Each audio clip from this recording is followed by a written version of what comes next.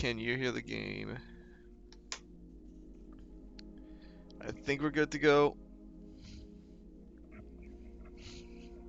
Let's get this game started. Check for add-on. Game source autosave. Yeah, I know that. Great Ace Attorney. We're back. Continue. Oh, first trial was pretty long. And I got stopped halfway in between.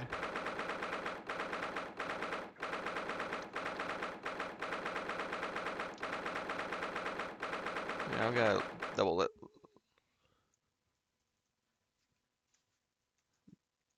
Back.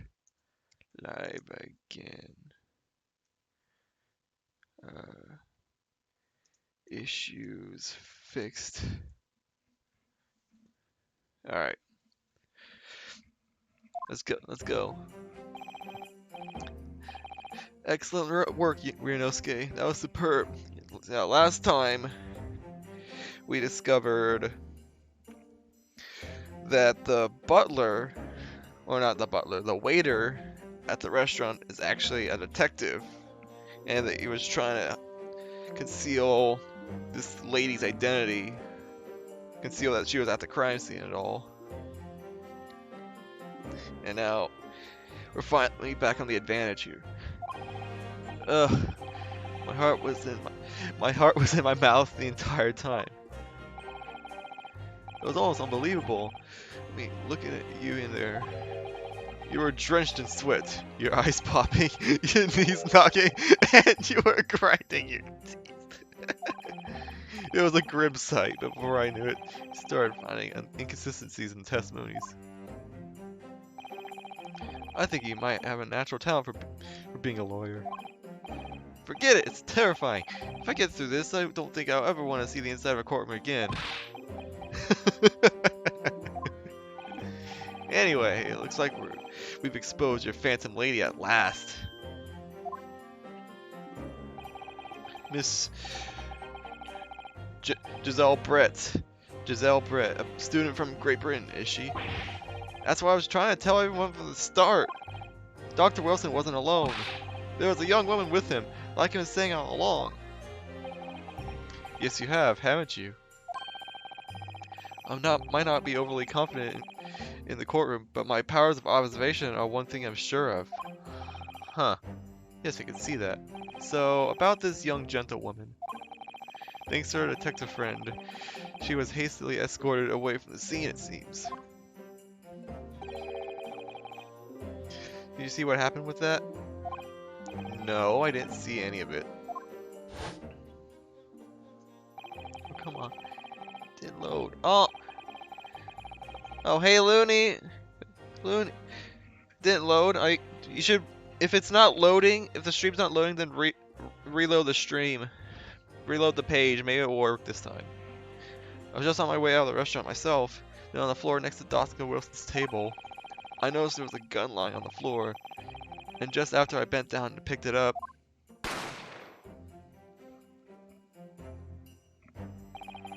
I didn't have time to think about where the sound of the gunshot had come from. Aw, damn it. The waiter ran over to me, looking as white as a sheet. And he bundled me in some sort of small pantry next to the kitchen. Wait, did I read that right? He bundled me into some small, oh, pantry. Okay, I see. Okay, that's how I know. Cool, cool. Nice to see you, Looney. Fast thinking by the detective, he apprehended his suspect without a moment's delay. Yes, and because I was shut in the pantry, I have no idea what happened outside in the dining hall. I wonder how big of a pantry it was to fit a college student. Oh, there you are. Well done, both of you. Oh, it's you and the girl. Professor Bikatoba. Whoa, it seems I was right. The pair of you make an outstanding team. You exceed my expectations, I have to say.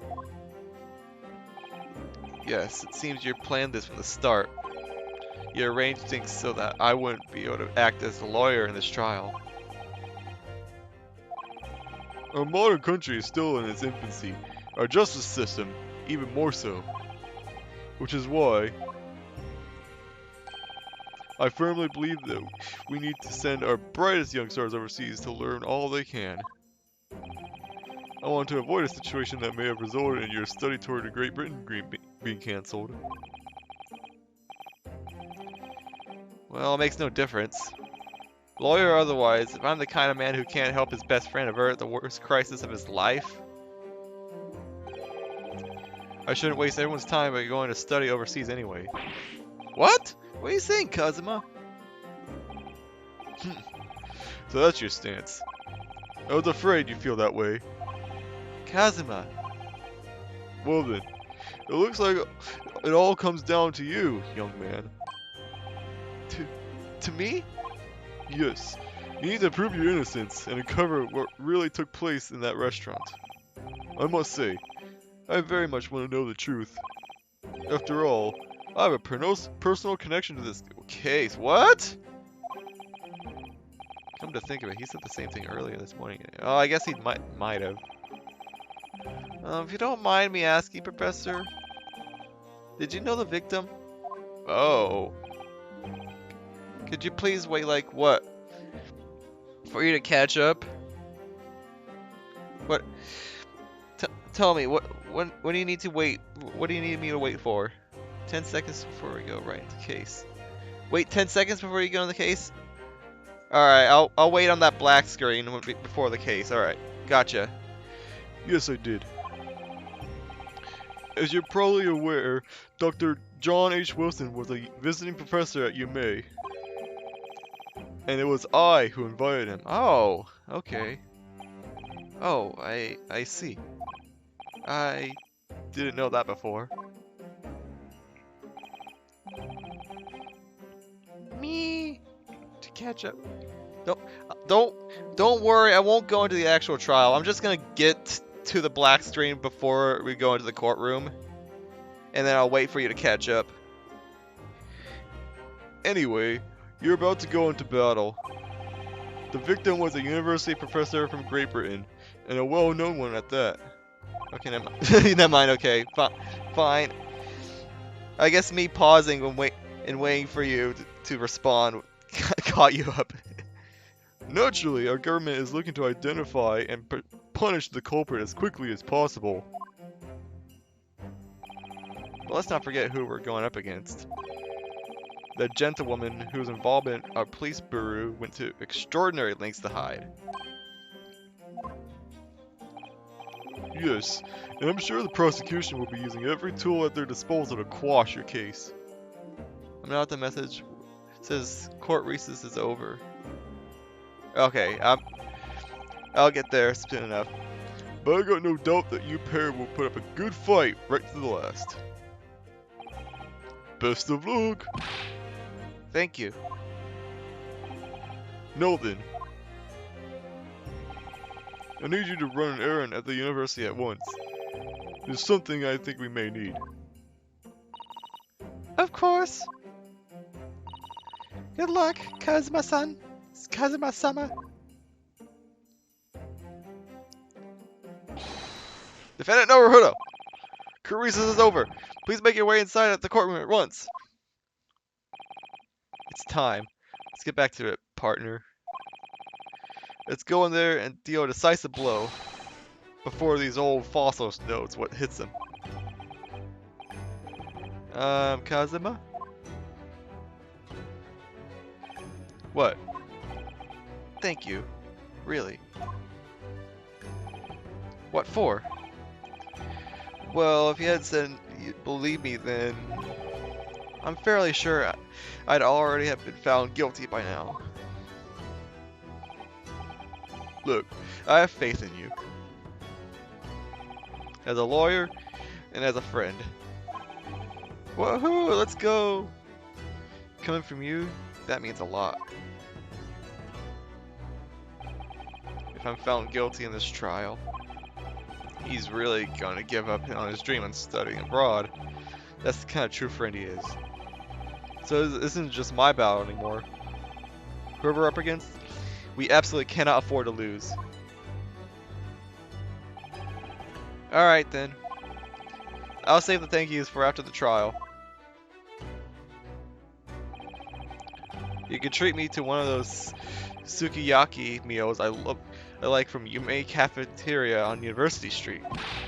With an extra large portion, of course. Yay! Thanks for the follow, Fragilities, I think. I'm just gonna call you Frag. Alright, it's Mr. Pain again. Or Ouchie. The court hereby resumes the trial of Ryunosuke Naruhodo. Prosecutor Ouchie, have you managed to subpoena the witness? Yes, Your Excellency, against all odds. And thanks to a certain young stripling, the prosecution is now under rather painful scrutiny from the government. Ugh, sorry. Let the government scrutinize. That's their job. It's nothing to worry about. It's highly unlikely that the good relations we forged with Great Britain will emerge from this trial unscathed. I'm playing along now. Alright, cool. Let's solve this case together, Looney. Will you still think it's nothing to worry about when the new treaty breaks down and our nation's founders? Again? Terribly sorry. It's the friendship between our nations. If the friendship between our nations is really so fragile, then the treaty isn't worth the paper it's written on. You really have nothing to worry about, Ryunosuke. What do you mean? A secret trial. Anxiety over some foreign government's opinions. A bungled investigation. Missing witnesses. Is this what our nation's justice system is? Is this the Supreme Court of Japan or of England? Shut up! Shut up, you jumped up Ricky boy! You and your friend know nothing. Nothing of the situation our nation finds itself in. By aligning ourselves with a great world power, we'll become strong. Diplomacy has never been more critical. Steady political maneuvering is where we will secure our futures. I won't deny that I'm no expert. I'm just a student. And one who can arguably study harder too. I need to drink after that long monologue from Ouchie. Alright. But staying in here now in our Supreme Court, there is one thing that I feel very strongly. A country that fails to uphold the truth in its justice system is a country with no future at all. Oh! Yeah, he got him there. Well said, Ryunosuke. Despite the wide-eyed look of terror. You little brats! Thank you, Counsel. This court is the pinnacle of our nation's justice system and exists solely for the pursuance of truth. With that in mind, this trial will now resume with the next witness taking the stand. The visiting student from Great Britain, Miss Giselle Brett. Yes! Your Excellency!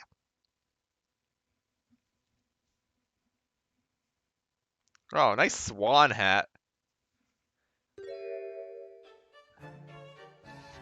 She's still not gonna reveal her eyes. What the? Whoa, what a delight it is to welcome such a fine gentlewoman to Japan, and from such a distant land. Tea! Someone bring English tea! In England, no discussions take place without tea. Is that true? No idea. Sir, can we possibly trouble you to state your name and occupation for the court?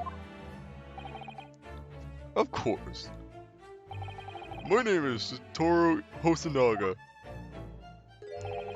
I've been working undercover as a head waiter at True. Yes, we know about you already. I was gonna say, we already know your name and occupation.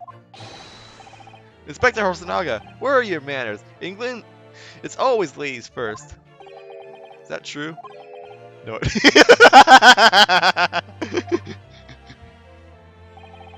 More importantly, a little earlier today you said something to me. You said your powers of observation are the one thing you're sure of? Oh yes, I think I did, didn't I? Are we gonna get into the gimmick of this game?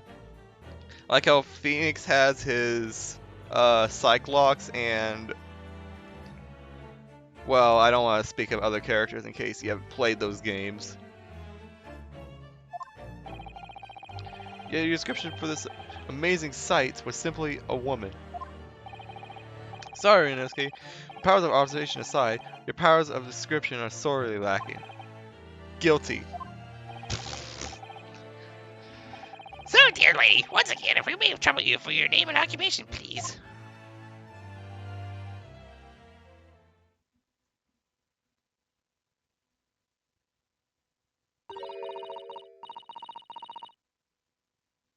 What? Oh, does she not speak, well, I guess Japanese. Does she only speak in English? And she's still not revealing her eyes. I'm terribly sorry, dear lady, but what? Ah, Hosanaga's the translator. Ah, this is gonna be interesting.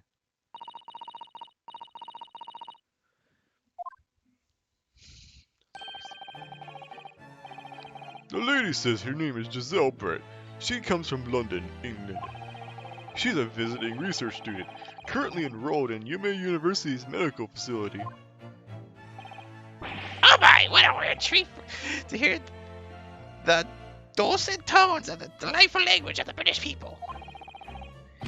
I'm afraid I don't understand a word you said, but it was as beautiful as a hummingbird song. English is not a beautiful language, dude. And don't they teach English in Japan? As far as I can tell, the detective is translating her words faithfully enough. Yes, I agree. You obviously do fine in England, Kazuma. Her English doesn't rile you at all, does it? Nor you. You've clearly been paying attention in your English classes, Rinosuke. Yeah, I was gonna say, they teach English in Japan.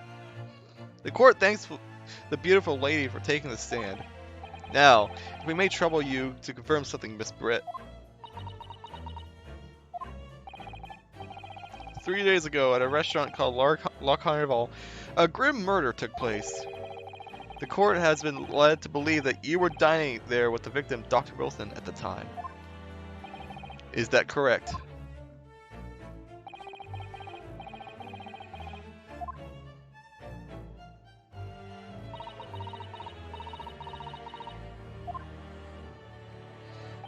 She says, yes.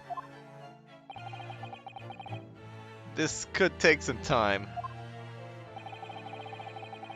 So even though she's studying here in Japan, she can't speak any Japanese.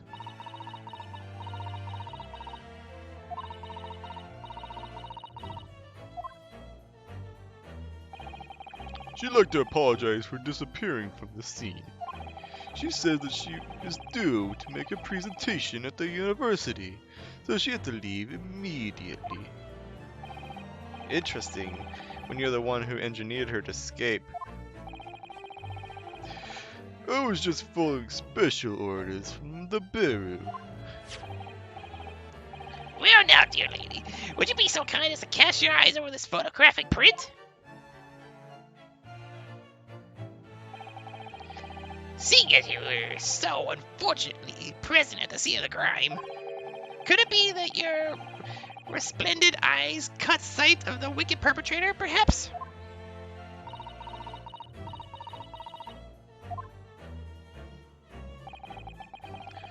Apparently, it was a very frightening and sorrowful sight. Do you mean to say? Yes, it would appear the lady did witness the crime. The very moment when the accused, standing right there in this courtroom, shot the victim in cold blood. Oh no. I expected it, but she got tail feathers. Order, order in court. Did you hear that, Your Excellency? Here we have an absolutely conclusive witness statement.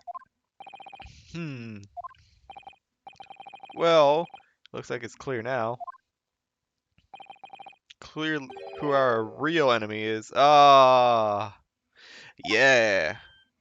She's mistranslating. Unfortunately, I will have to ask you to formally testify, if you please. Kindly tell the court the exact manner of this frightening and sorrowful sight you described.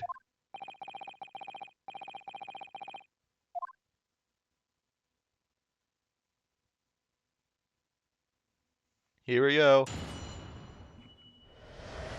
But first, a drink.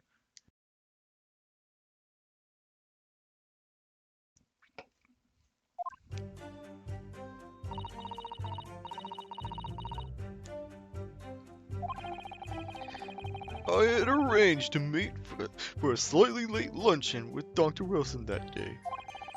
The professor was unable to eat, so I ordered for myself only a beefsteak.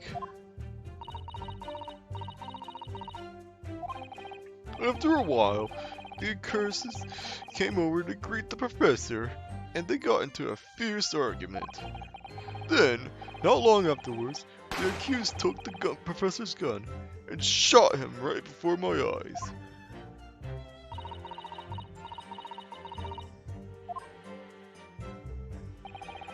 I don't carry a gun myself, so obviously I couldn't have been the culprit. No one said you were, at least not yet. Yes! Oh, I didn't read that. No, I didn't have any kind of argument with the professor at all. Objection! Quiet, you filthy wretch! Look at you, you black-hearted blackguard, and look at the Snow White Angel. I'm sure even a dark-minded scoundrel like you can imagine whose words in court is gonna believe. Ugh. You're still making the same mistakes, Rinosuke. You mustn't blurt out when you're godded like that. Golded. I think it's goaded. Goaded like that. It's a lesson you need to learn. But he's so annoying. Of course, I was at this scene as well. I took statements from this lady and the 2 witnesses who testified before, and reported back to the bureau. It was decided that Miss Brett was not involved, so I let her go. The testimonies of the last two witnesses were completely worthless, however. Well, even so. On the day in question, the lady was wearing the same outfit as she is today. Like, why would she change her outfit? Everyone wears the same exact outfit in these games, no matter the day, no matter the situation, even in court. I mean, Mo the Clown wore his freaking clown suit to the courtroom. Whatever. As you can see, there was nowhere about her person where she could conceal a firearm. I would think she could hide a gun almost anywhere in that outfit if she wanted to. Maybe. Like, maybe it's in their hat. Unless and until the precise location where the witness has to have hidden a weapon can be shown, this is moot. There are no pockets in my outfit. I have nowhere to hide a gun. You have a giant hat with a swan on it. Those are the witness's own words on the matter. Ah, that's ridiculous. If I was allowed to lift up her dress, I could prove. What?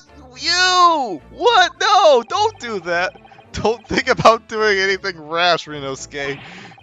But I didn't fire the gun I picked up. There must have been another gun there that day. Second gun, huh? You're right about that. This lady was hiding a gun somewhere. Yes, that's what I have to prove now. Oh, we're actually going to try and prove that? To do so, we'll need to pull her testimony apart.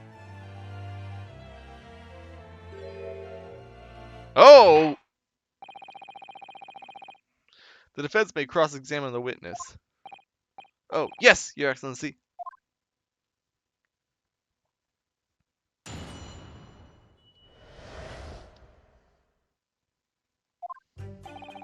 Yeah, she's kind of sus right now. Yes! After 2 p.m., in fact. It's really quite a late lunch, isn't it? Objection! You don't keep up with the latest fashions from Britain, do you? Late luncheons are in vogue, is that right? No. Ah, A decisive English no has quite a sting to it. I like how English was in cursive. The gentlewoman is currently working in the victim's research laboratory, it seems. So it's apparently a daily occurrence that they would lunch together. Well, on the day in question, the victim had another appointment at the clinic first. Yes, which we can prove from the medical report card that was submitted as evidence earlier. That's right. Miss Brett and the victim went to the lunch following the victim's treatment, which is why it was so late. Yes, that makes all perfect sense. That all makes perfect sense. such wonderful logic. What a shining example of English intelligence this fine woman is. So you both arrived at the restaurant. What happened next? Mr. was unable to eat. Okay. Yes! He was unable to eat, you say? And that was because he just had a tooth removed at Hada Clinic, right? I still can't believe it's Hada Clinic. That's right. You're supposed to actually check with the witness before answering. Was Miss Britt aware of that fact? It seems so, yes. She'd heard that the professor was to have some dental treatments. Oh, dog one's inside. I'll let her come in. Come here, puppy. Come here, puppy. Hey, girl. Alright. So that would mean that it was you who ate the steak pictured here. Isn't that right, Miss Britt? With a butter knife. That's impressive. That's right, yes. The print you have there shows the table exactly as it was left after the horrifying events. Exactly as it was left. Dear me, what a Halloween experience! To have traveled to a distant island on the far side of the world, and be embroiled in such a tragic incident. Have no fear, my dear lady. I swear I will crush the evil fiend that has subjected you to this terrible plight. I need another drink. Ouchie's voice is causing an ouchie on my throat.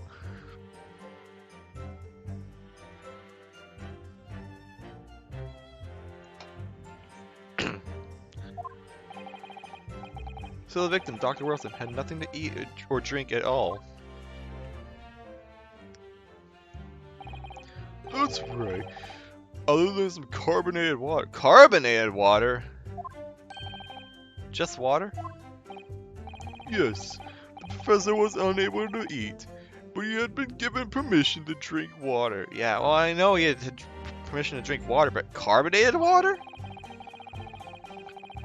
So it appears that the diners toasted their lunch with a glass of water each.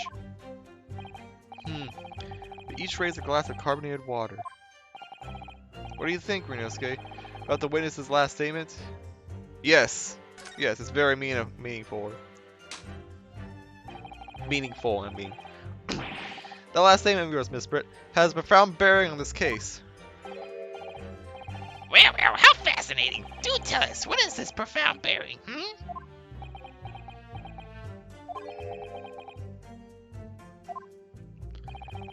The significance of this statement will become apparent when the time is right. The defense calls for its witness's last statement to be formally added to the testimony. Well, sidestepped, counsel. Very well, Miss Britt. Kindly repeat what you just said to be added to your official testimony. Gladly, she said. Aw, she's smiling. That was brilliant, Kazuma. I'm going to remember that one. Which one?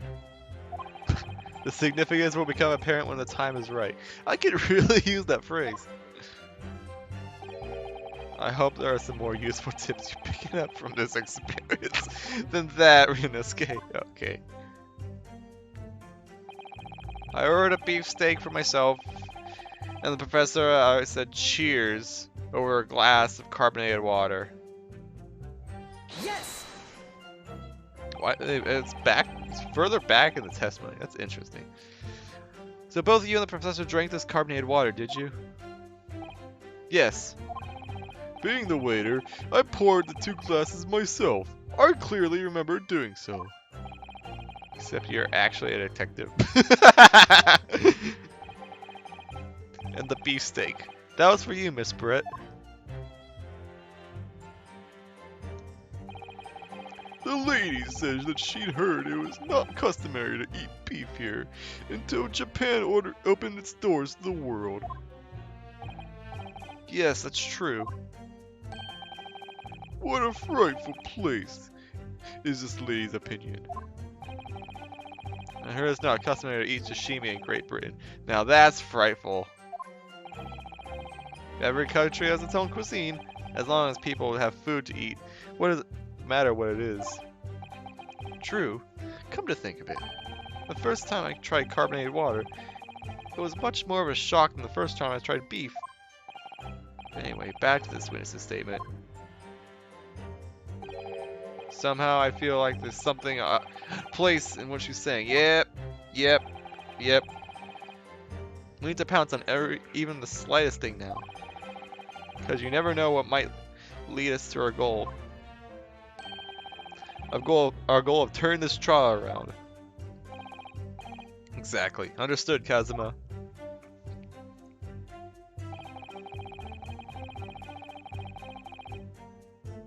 Good night.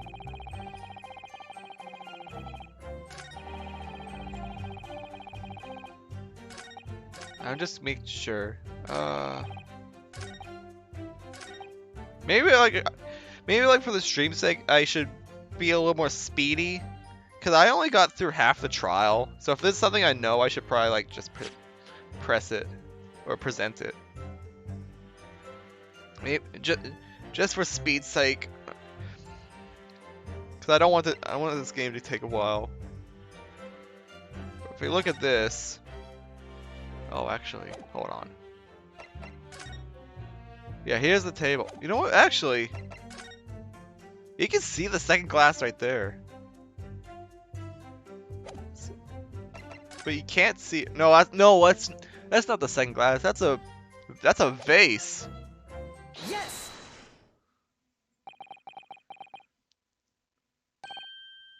That's it. Let me just confirm something, please. It's to do with this photographic print. Just a short while ago, he spoke of this print showing the victim's table at the crime scene. That was exactly as it was left.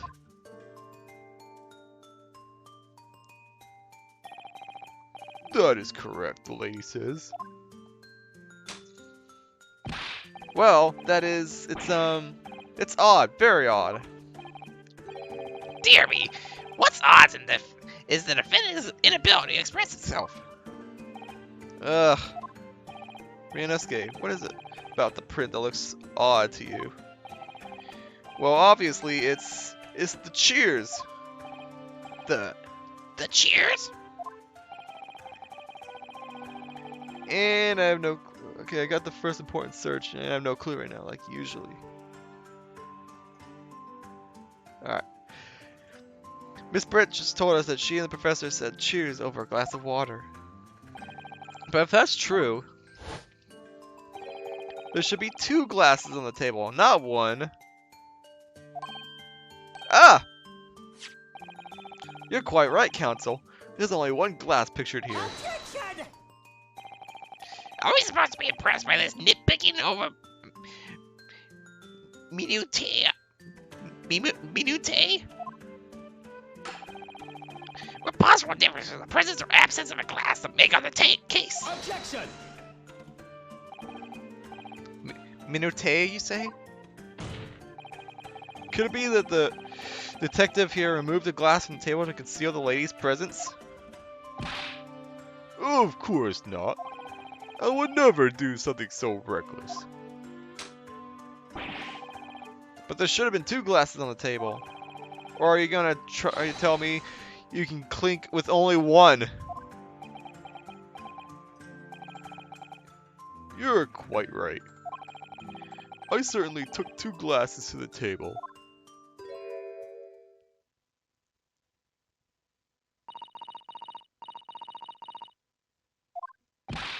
Inspector, what did the lady say? It would seem that it was Miss Brett who took the glass from the table. What? It was all so terrifying, everything that happened. I panicked and thought I should try to hide the fact that I'd been there at all, she's saying. Good gracious. Show your eyes, please. Sorry.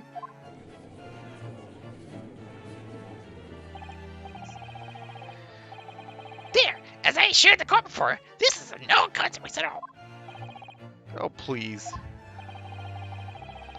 We must remember that this student had just murdered the lady's luncheon companion before our very eyes. Who could blame her for concealing a glass or 2 in her state of disarray? That's absurd. Oh, really? So I take it that you are not going to accuse this vulnerable, young, and beautiful woman of mischief? What?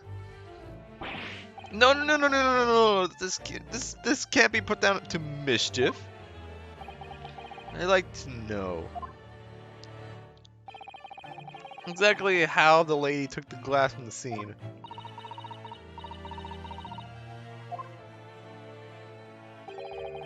It would seem that she slipped it into a small handbag she was carrying. That's theft!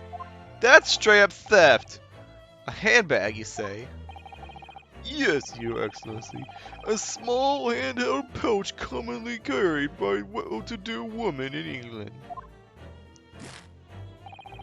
So the beautiful lady has very graciously explained how and why she removed the glass from the scene now. However, the fact remains that this glass has absolutely no bearing on the case. This student has been trying to confuse the court with logical reasoning, but in the end, it comes to nothing. No more pretentious accusations. You have wasted enough time already. Indeed, the lady has offered a satisfactory explanation as to why she removed this glass. I think henceforth we can consider the matter to have no bearing on the case. Counsel for the defense, are you in agreement? Well, I don't know really. If you want to pursue this matter further, you're gonna need to show that it has some deeper significance. Yes, you're right. So she took the glass away in her handbag. If there's a deeper significance, then it's the glass, the handbag, or nothing in particular. Wait, a handbag. She could have had a gun in the handbag. Wait, the lady put the glass in her handbag, you say? Yes, do try to keep up. It's already been explained to the court that all English gentlewomen carry handbags for small items. Let me see. A little while ago, Miss Brett stated that the following. There were no pockets in my outfit. I have nowhere to hide a gun. But what she forgot to mention was her handbag. Yeah, which it would be perfectly possible to conceal a gun. You're right. Well done, partner. I had a feeling you'd pick up on that too. What are you insinuating, you vile blackguard? It's really very simple. The gunshot was heard when the defendant picked up the gun from the restaurant floor. As he didn't fire the gun, we can deduce that there must have been another firearm at the scene. The true murder weapon, if you will. You can't be seriously suggesting. Inspector Hosonaga, Yes? did you or did you not search Miss Giselle Brett's handbag on the day of the murder? No, sir. I did not. As I thought. In other words, another gun, the one that was actually used to kill the professor, could have been hidden away in Miss Brett's handbag. No! Got him. Order, order, order. Where's the meaning of this, Inspector? The meaning of what, Prosecutor Ouchie? Why on earth did you not have the lady open up her handbag and show you the contents at the time? Thanks to your bungling incompetence, now she has to endure these uncomfortable accusations. Brilliant work, partner. Now we have a chance to expose the real woman behind the mask. You think so, Kazuma?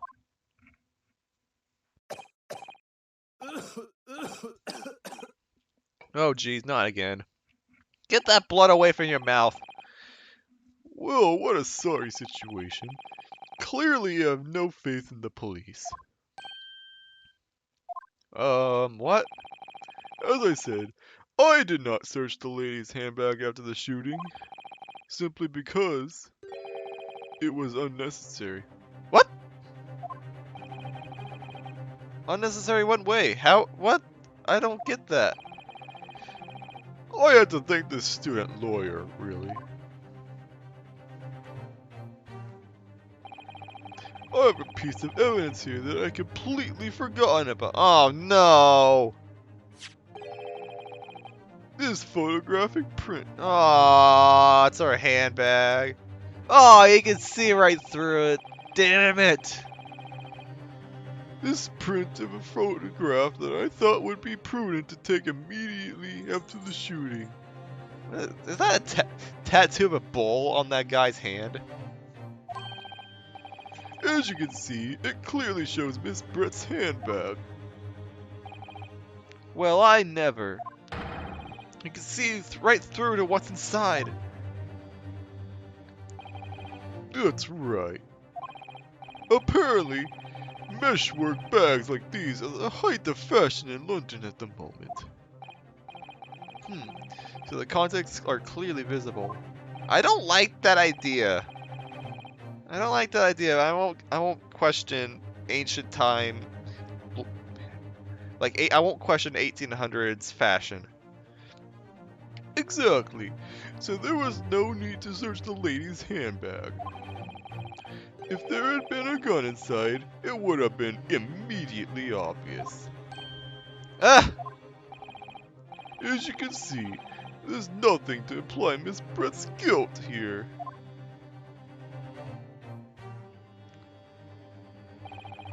Thank you for helping prove that, Naruhodo-san. No! Oh, he hit the wall. Order, order. Inspector Hosonaga, you will submit that print as evidence at once. Certainly, Your Excellency. It shows Miss Brett's on a chair on the victim's chair. Nothing unusual. I think you've had long enough to cross-examine the witness, counsel. Oh, that's the wrong voice. Whoops. No, not again. The court has now been shown considerable evidence. As the photographic print just submitted into the court record appears to have no further significance, I am satisfied that there is no longer any room for doubt in this matter, and I must make my ruling. Oh no. Indeed, and there's only one logical conclusion. This pathetic Ricky slumped over the bench before us is the only possible perpetrator of this crime. No. Just when I thought I was beginning to turn things around. I'm in a worse situation than I was at the start. Wow, even Kazuma's in disarray. Kazuma? Sorry, Ryunosuke. Now that the cross-examination of the witness is over, there's no way to force the trial to continue. What? You mean this is it?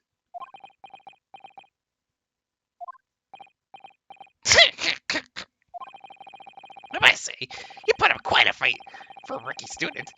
But the weak meat, while the strong eat. You're wasting your time. There's no way to defeat true justice. The fact you can chew on your heart's content from the inside of the cell. This can't be happening. Am I really going to be found guilty of a crime I didn't commit? And Kazuma, his dream of going to study in Great Britain will slip through his fingers. Kazuma, what? Is there really no chance of turning this trial around? You heard the judge. There's nothing about that last photograph the detective produced that we can contest. Which means there's no basis on which we can argue for the trial to continue. I'm going to take a look at that picture. See here. See the gun. No, not the gun, but you see the glass.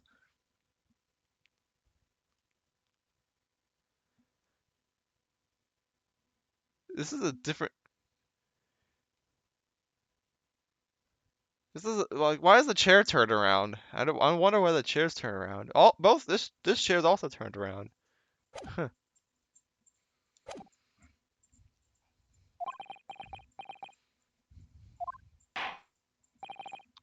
Very well. I'll now proceed immediately to the ruling. Oh no. It seems we're able to report to the British government on time after all. That smug little. Ryunosuke Naruhodo, having considered all the evidence placed before me, I hereby find you.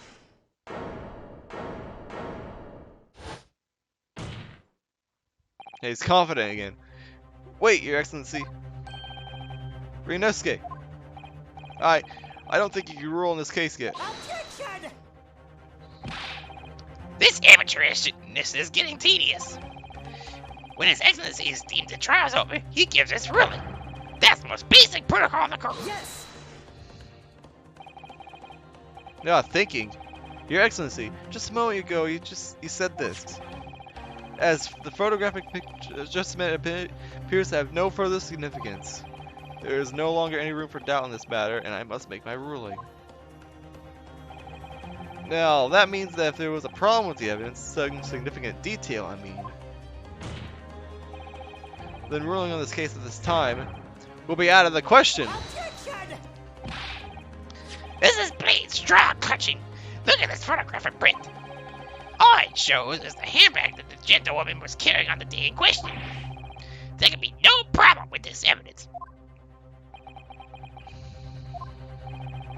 Better know what you're doing, Ryunosuke. I understand your objection, counsel. Certainly, the new evidence submitted by the detective has not undergone the court's scrutiny. However, I fail to see how we can glean any new information from this handbag. Looking around. Besides the chairs. Like, I wonder what that bowl is. My thoughts exactly.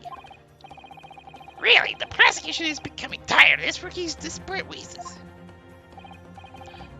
Yes, I'm desperate, but this isn't a wheeze. There's something about this photographic which just doesn't seem right. If only I could put my finger on it. Hold on.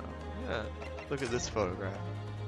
Okay, I guess he is turned away. Hold on. Yeah, there's no food on the table. What? That's a totally different table. Very well. I should grant the defense one final opportunity. Oh boy. Hold on. Record save.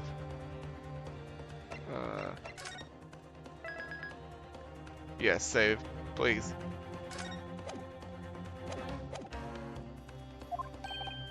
What?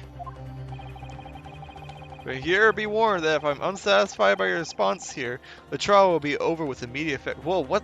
Jeez, he's actually just slamming his hand. That's new. That's brand new. Do I make myself clear? Yes, Your Excellency. So, take another look at this photographic print Inspector Hosonaga submitted before. You'll identify to the court where it is in this print. We see the significant detail for which you have alluded. Ah, boy. I can actually help you now. If I need help, I'll ask for help, but I'm not going to... Okay, cool, you're ahead. I'm not going to actually...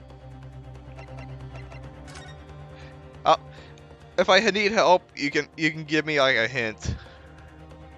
I'm just looking around this. So this is the same table with remove the body. Hold on, there's a bowl. There's a bowl symbol right there. Interesting. Here is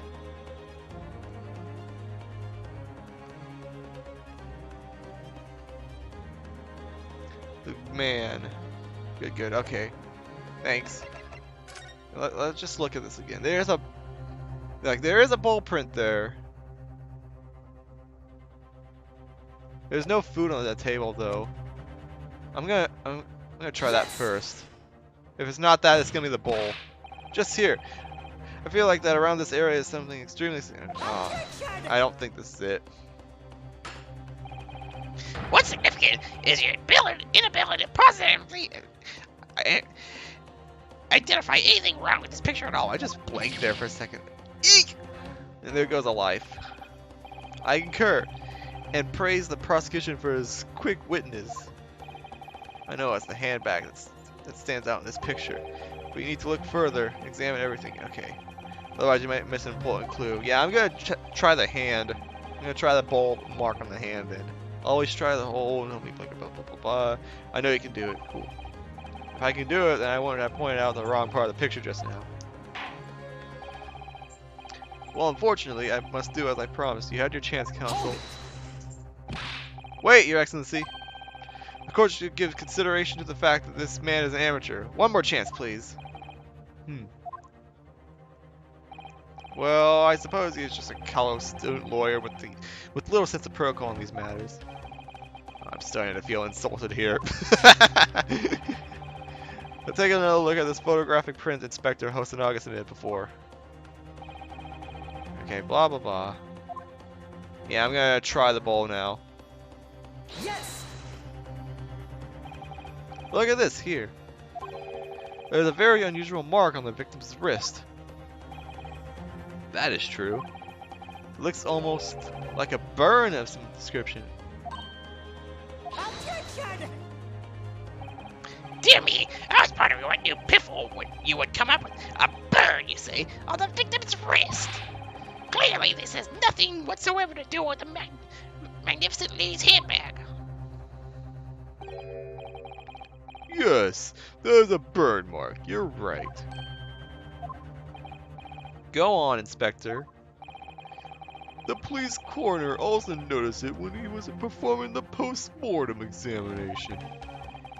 It was deemed unrelated to the cause of death, so he didn't know it in his report. What?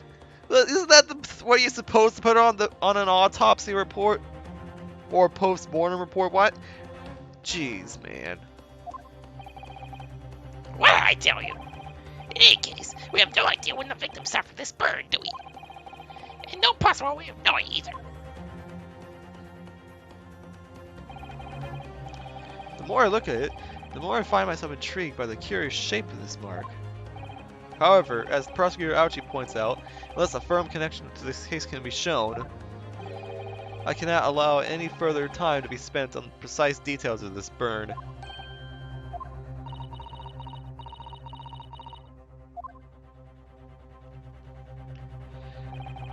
Excuse me, Your Excellency. It would seem Miss Brett has a lunch appointment with the dean and other university staff. What? No, don't leave us. She would like to know if she may be excused from the stand now. Ah. Oh, of course, dear lady. We shan't hold you up any longer. I'm sure His Excellency is about to give his final ruling anyway. What you thinking on this, Runosuke? Do you believe this burn has something to do with this case? To be honest, I'm not really sure. But if I don't keep pushing, then it's all over. So I was thinking I should keep digging and digging, in the hope I might uncover something useful. Yeah, I saw that burn mark on the plate with the steak. Maybe that's got something to do with it. Yes, you're right. I am? If we could just link the burn to the case, if we can do that, we might be able to prise the shutting door back open again. Just give him counsel. You can't possibly hope to do that. Indeed, I'm afraid that without evidence, I can't allow you to pursue what is little more than conjecture. But if we had evidence that irrefutably linked the burn on the victim's wrist to the case, then would you allow it? I would, yes. To tell the truth, I hadn't noticed that burn. But as soon as you pointed it out, what I did notice was the color draining from Miss Brett's face. Yeah, she saw it and was like, we're up to something. Really? I have to find some link between the burn and the case. Deep breath. This is the moment of truth.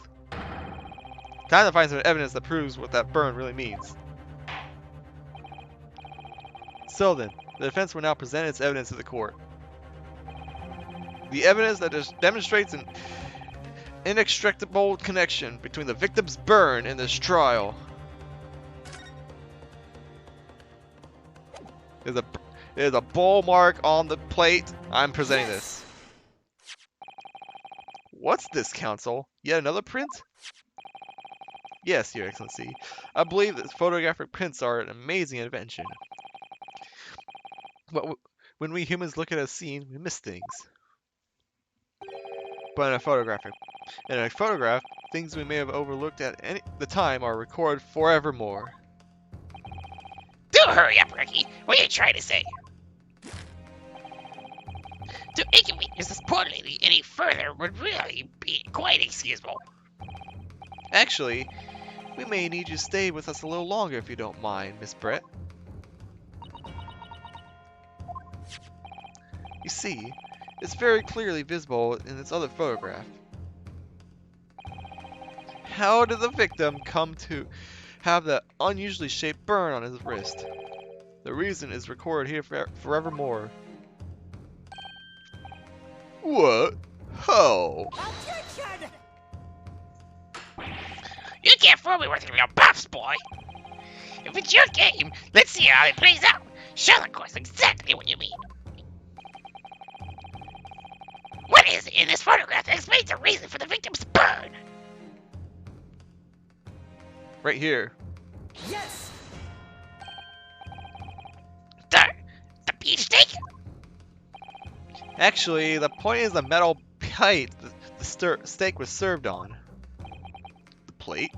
Ah! Oh! Your Excellency, are you alright? As you can see, there's an emblem on the plate. I would guess it's some sort of trademark of Lar Carnival. Ugh! This emblem on the plate. Oh, I did not mean to push that button. And the victim's burn are exactly the same shape. Ah! Ryunosuke, you genius! You're spot on! Which means the victim must have suffered this burn while he was present at the restaurant. Objection! But even if that is the case, we can't know if it happened on the day in question or not. Could have been the day before, or the day before that, and most likely happened some other unrelated time.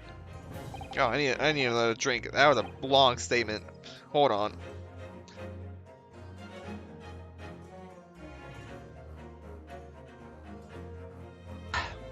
Whew.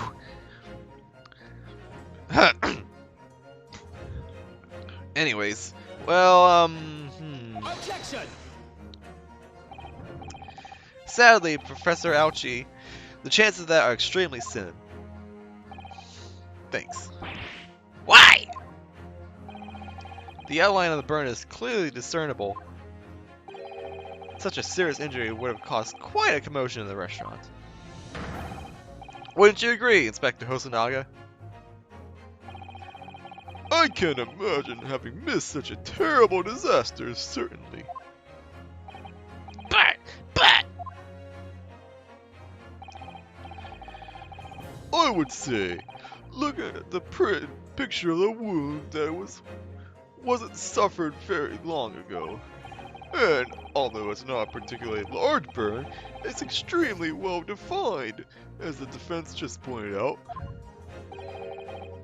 This was no mild burn, that's for sure. Could you be more specific, Inspector? Well, let's see. If the plate was around 90 degrees centigrade, a burn like that would have taken around 3 seconds. It's inconceivable that the victim would have let out a scream of pain and ouch, yeah. I've been investigating the restaurant for several weeks already, but I've not heard anyone scream at all. As the head waiter of La Carnival, I can testify to that without hesitation. but you're a detective, not a waiter! Yes! I want you to stop saying yes to everything. I want to actually like hear you say objection and stuff. There you have it. Something isn't right here. As the detective said, anyone who burnt themselves on a piping hot plate for 3 whole seconds would scream in pain. There's no question of that. And yet, Inspector Hosonaga never heard the professor scream, not on that day or any before it. That's right. And the strange thing is, on the day he was shot, I didn't hear him cry out either. What are you suggesting? So the burn was post-mortem? Is that what we're saying here? Well, if the professor had carelessly laid his wrist on the plate for anything like 3 seconds that day, that would be beyond careless, I think, Counsel. Then for the rest of us in the restaurant, myself, the sergeant, and the old antiques dealer, all of us would, without a question, have heard him scream. Wouldn't you agree, Prosecutor Ouchie? Huh? Well, yeah, I suppose. So the question is, why didn't a single person hear Dr. Wilson scream? I almost don't believe it, Rinosuke. Do you think... Can it really be true? Never dreamt we'd arrive at a conclusion like this, but I'm starting to think that maybe we've been led into a terrible trap. What? Oh no. There's only one explanation I can think of that would make sense of this apparent impossibility. On the day in question, when he suffered the burn to his wrist, Dr. Wilson hadn't noticed the burn, was asleep, was already deceased. Yeah, I'm thinking, I was just discussing this earlier. I think this is, like if he was I mean, this is pretty easy. Had noticed the burn, why would you not notice a horrible burn for 3 seconds? Was asleep. You can't just, the burn would just wake you up. So yeah, he had already died. No man could remain silent while his wrist was burning on a piping hot plate for 3 whole seconds. That's clearly impossible. Apart from one particular situation. Counsel, are you suggesting Yes, it's only possible if the man was already dead. Yes, exactly. Already? Dead?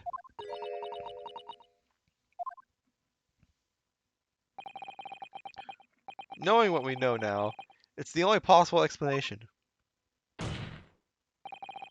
When the beefsteak was brought to Dr. Wilson's table that day, the professor was already dead. That's madness!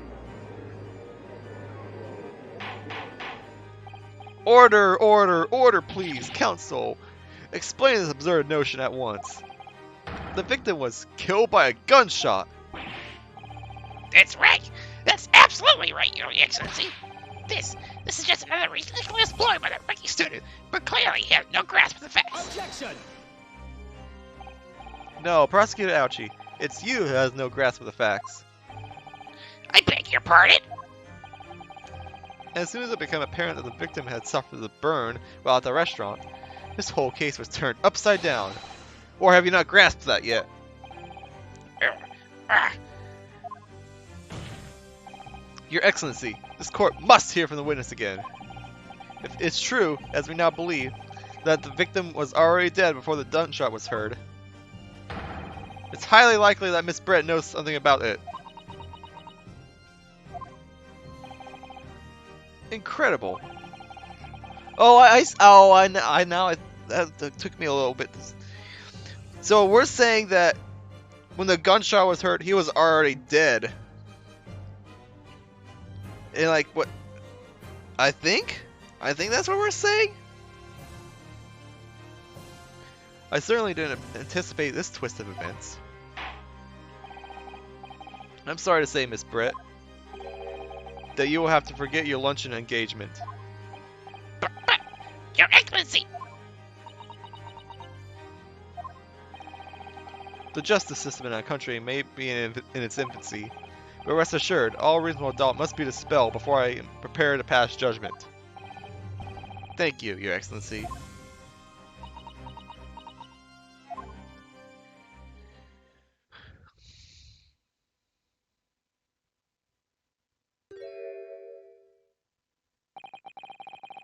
What was that smile?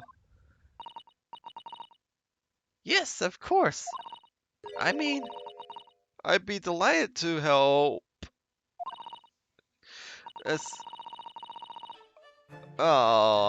Especially if it helps relations between my country and yours.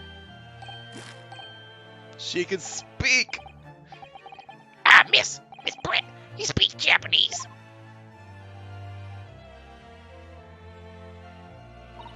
Well, of course I do. I'm studying in your country, after all. But then, why haven't you been speaking through an interpreter until now? My mother tongue, the Queen's English, is the most refined and elegant language in the world. As a gentlewoman, I try to avoid speaking in vulgar tones as much as possible. Wow!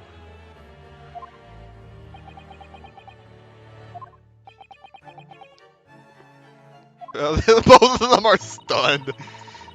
But it seems the men in this land possess nothing of chivalrous virtues of English gentlemen.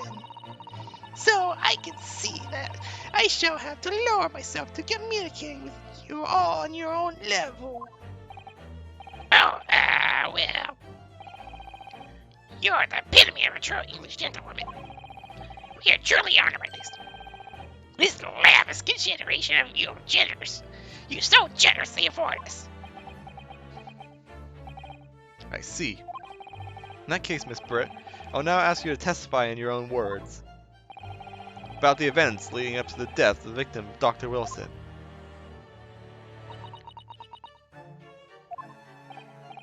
So we're finally going to hear her own words on the matter.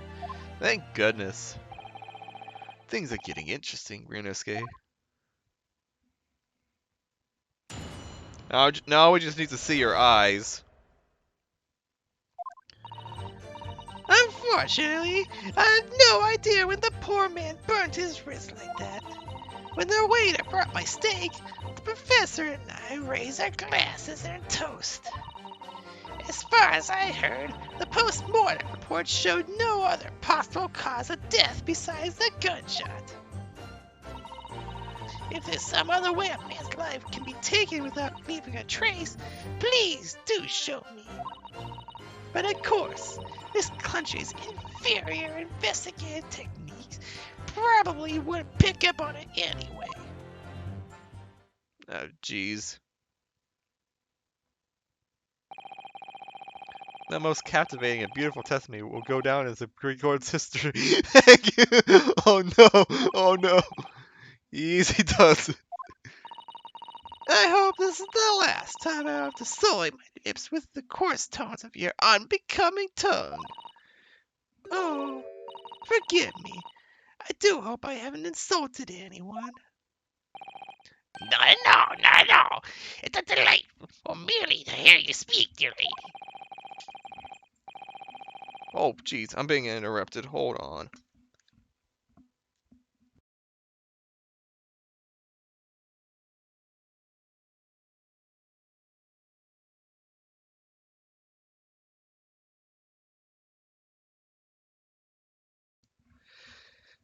Alright, nope. That was something. I'll be speaking to your country's Minister of Justice about what has happened here today. The Minister of Justice? May the irrefuting little bully of a student be given the harshest punishment possible. Amen. What? Huh? Thanks. What was that? Well, was that a prayer then? Well, you have to forgive the irritation, Miss Brett, and put up with a cross-examination now. I expected you to notice this little bully of a student, as you put it. Doesn't miss much.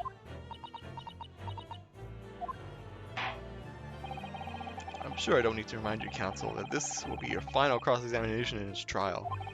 If you fail to demonstrate any problems with this witness's testimony, I'll be ruling on the case immediately. Is that clear?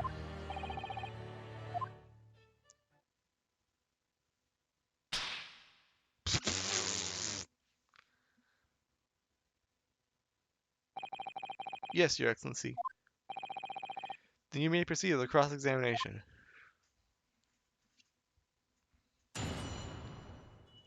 Alright, let's do this.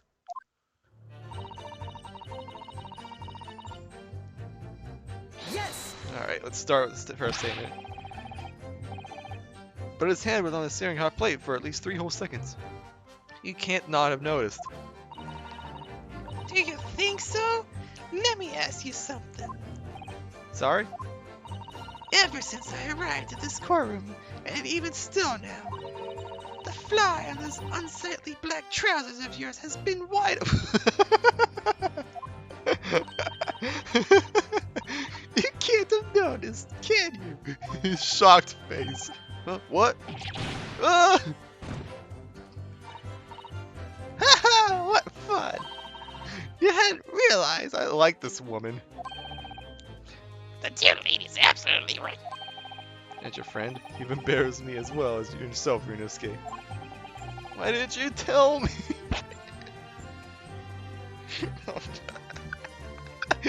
Oh no. Dr. Wilson was a true English gentleman. He chose honorable silence over a vulgar scream. Can your tiny brains imagine such a thing? Oh yes, I think my tiny brain can. He just imagined he has a tiny. He just admitted he has a tiny brain. Yes! Well, I can't. Anyway,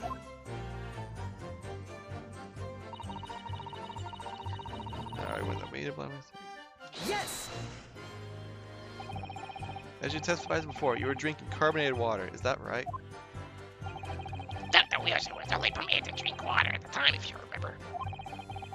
This explains why you ordered that drink. Correct, waiter? exactly as you say, sir. Although, Although, whether or not the professor actually drank any of the water when I delivered the steak to the table, I'm afraid I don't remember that. Damn you! Jeez. I have enough English to understand that at least. For the benefit of others in the court, it means bless you. No, it doesn't. It means the exact opposite. I think it means the exact opposite. Anyway,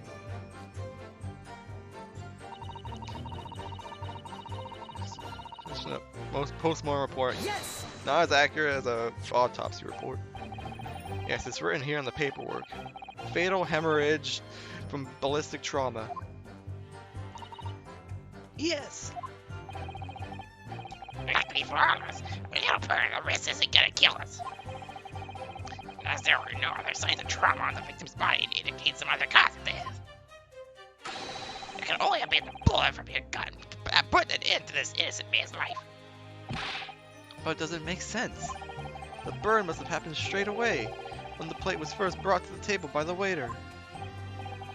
Yes, that's true. If it hadn't cooled even slightly, it wouldn't have been able to make a burn like that. And if the victim burned his wrist on a hot plate as soon as it was brought out from the kitchen, then he must have already been dead at that point. Attention! And yet, the fact that the victim was killed by a gunshot to the chest, until you're able to show any court evidence that disproves it, this is a great waste of time. I concur. Professor Ouchie is right. Ugh.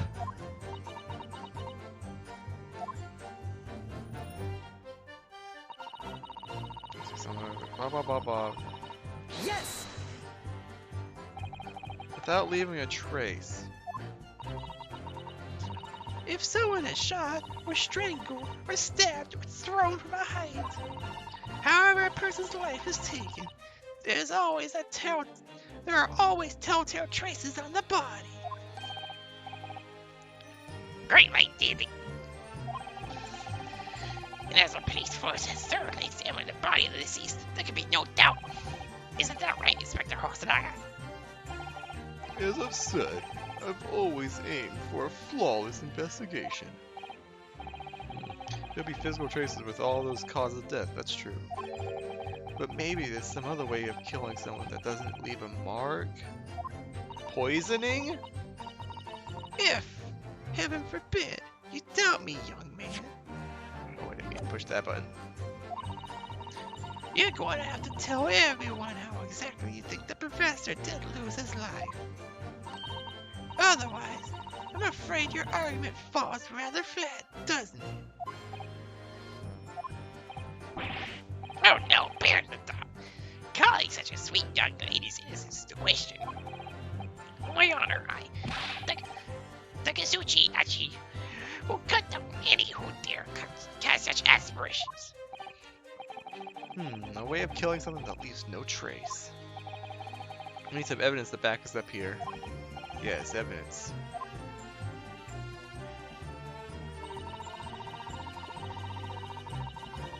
Alright, let's first press Yes! this. I don't know what to do. Maybe this will give me a clue. Inferior? What do you mean by that? In the lands of the Great British Empire, the police store everything found at the crime scene for later examination. But in this country, you investigate once, and that's the end of it. Isn't that so? Right. That kind of is open for business as usual today, just days after the incident. Exactly. Which means that even if the investigation takes a different direction, vital evidence may be lost. Oh! Hold on. Hold on. Can I not... This happened in Professor Layton. I can actually go talk... I'm supposed to be able to talk to him. Got the first objection of this game. Cool. I want to get to that point eventually. It doesn't even occur to your native detectives to try to preserve the crime scene. I'm trying to be as tactful as I can, you understand? I'm trying to push the button over there. I can't do that. I guess I don't have the ability to do that yet. Aha! A killer blow. This lady's a formidable one. She's beautiful. Amazing. He's actually admitting our police force may be flawed.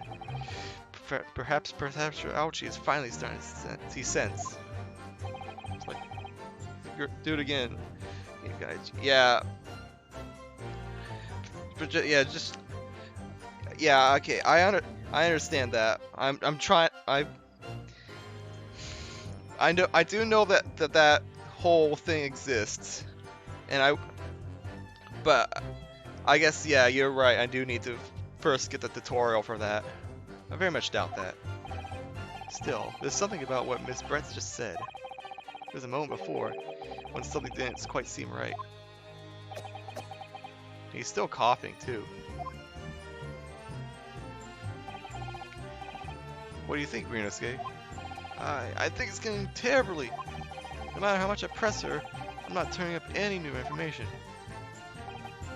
Yes, as I suspected, she's a tough witness. We need to find a way to break her testimony, or the cross-examination will be over. But that would mean we have to find a way. There must be some clue somewhere to help us find a chink in her armor. Kazuma. What, Rinosuke? There is one thing I noticed. Something that's been bothering me.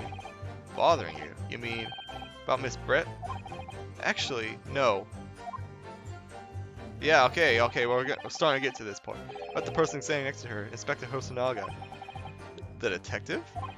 Yes, he seemed to react a little strangely to Miss Brett's last statement. Yeah, here we go. I was wondering if that might be significant. If it might present an opening, maybe. Alright, I have an idea. Try pressing her on the last statement one more time. If you think so, but this time, instead of targeting the woman herself, let's see what we can get out of the detective. Alright then, what our Casima's thinking. Find out soon enough, I suppose, once I press Miss Brett on the last statement again. Alright, well, let's get back to that. Yes! Press. Okay, blah blah blah blah blah blah blah blah blah. Blah blah blah blah. Wait. Here we go. Yes, there it is again. The detective's reaction is just the same as before. Why? Up until now, the detective has been in the stand with Miss Brett as her interpreter. But things are very different now. For this testimony, the detective is just listening to what the English woman has to say. This could be a golden opportunity. What do you mean? When people are actually testifying, they're usually very careful not to let anything slip.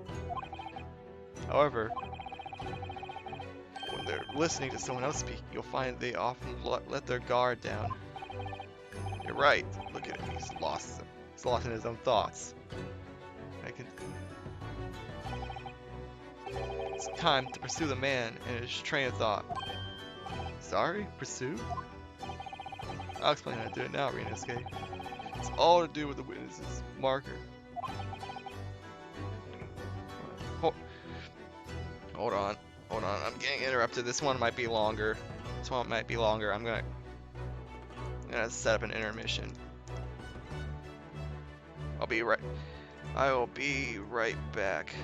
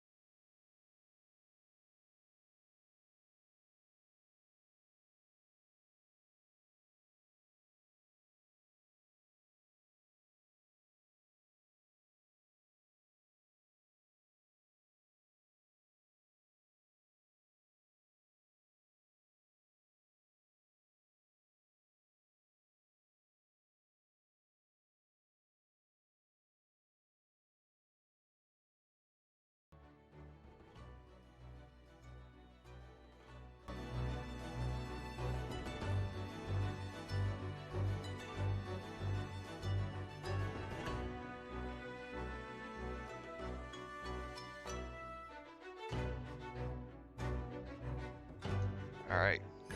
I'm back. That actually didn't take as long as I thought it would.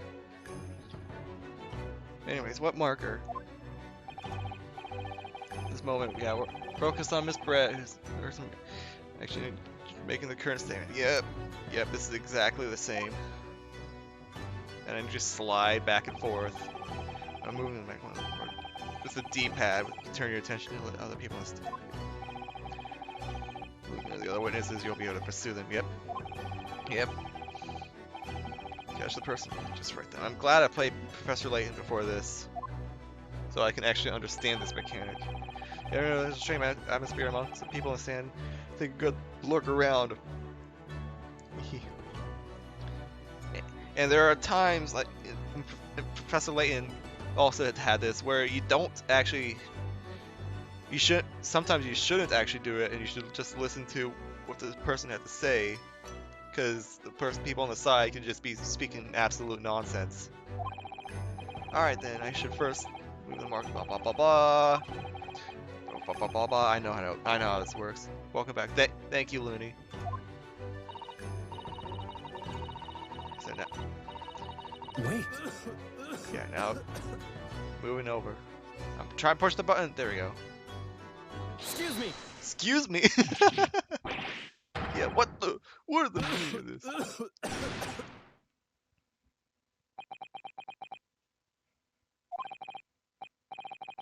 I'm so sorry. I didn't mean to shock you. He's really lost in his thoughts deeply. Yeah, at least he said something different besides yes. It looked like you were thinking something just now, Inspector. Perhaps having heard what the lady next to you had to say. If there's something you'd like to say, please share with the court. Objection! What is the meaning of this? There's a delightful English woman who sits back at the moment. If you can't find fault with her testimony, then the cross-examination should be over immediately. Oh, is that how it works? Absolutely not. The detective is in the stand, which makes him a valid witness. Yes, not to mention the fact that he's intimately involved in the case. Inspector Hosonaga. Yes? First of all, clean up that blood. Second of all, do you have something to add in relation to that statement just made by Miss Brett?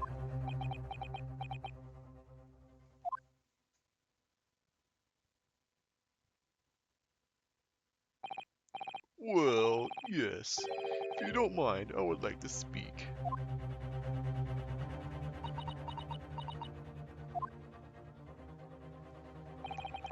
The lady is right.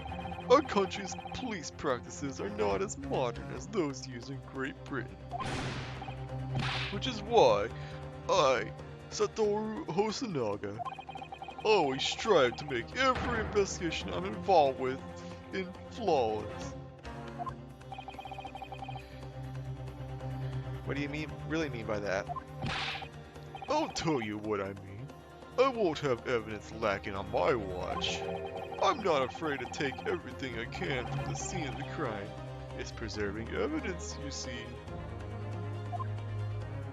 I don't care if they call me a crime scene thief.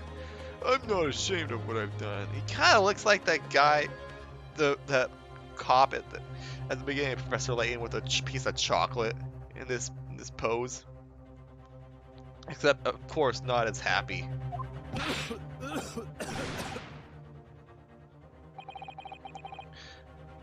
A crime scene thief? Well, it looks like the lady's remarks touched a nerve there. Take this, for example. Well, was that a wine bottle? Or was that juice? Or was that the carbonated water? Is that? This is the bottle of carbonated water that I took to the victim's table on the day in question. Yeah, that's the carbonated water. Alright. And yes, it's lost all of its fizz, having been opened 3 days ago now, and You haven't even bothered to seal it up? Don't you have corks? But it was carbonated water. I don't care what anyone says. Yes, there's some left in the bottle. I can see it. One day, our police force will be among the best in the world. The time is coming. I guarantee it.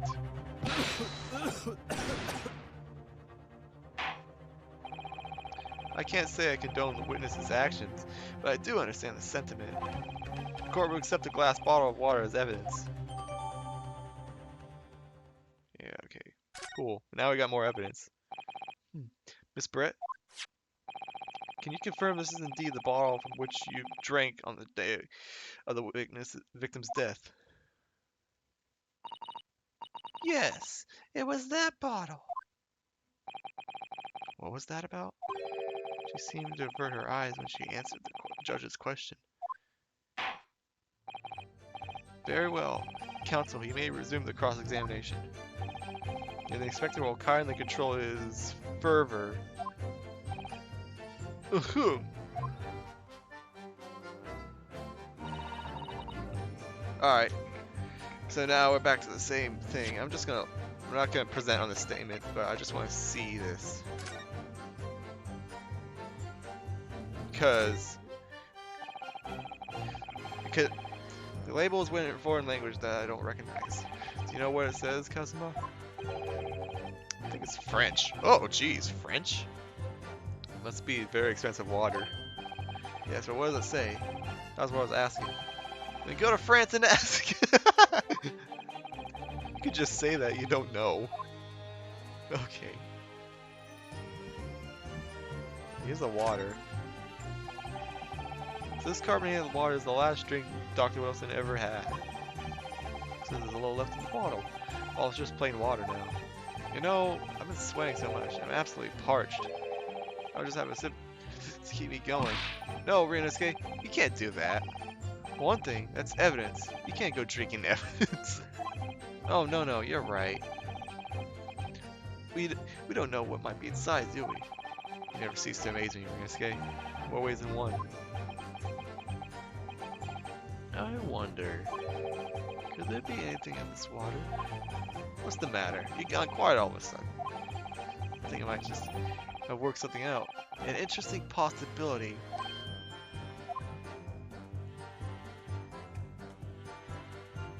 Is there anything on the cap? No. Can I look inside? No. You just lost. Oh, no. So, let's see here.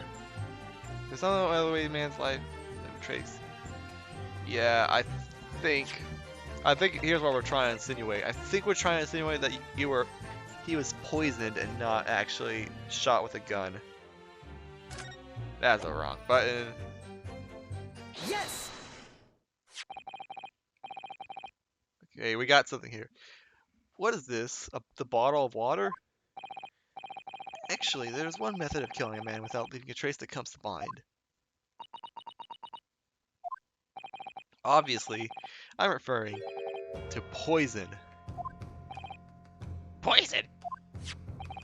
On the day of his death, we know that Dr. Wilson drank from this bottle of carbonated water. Could it be that there was poison inside? Oh, he's shocked. Could it be that the professor actually died after taking a sip from his glass?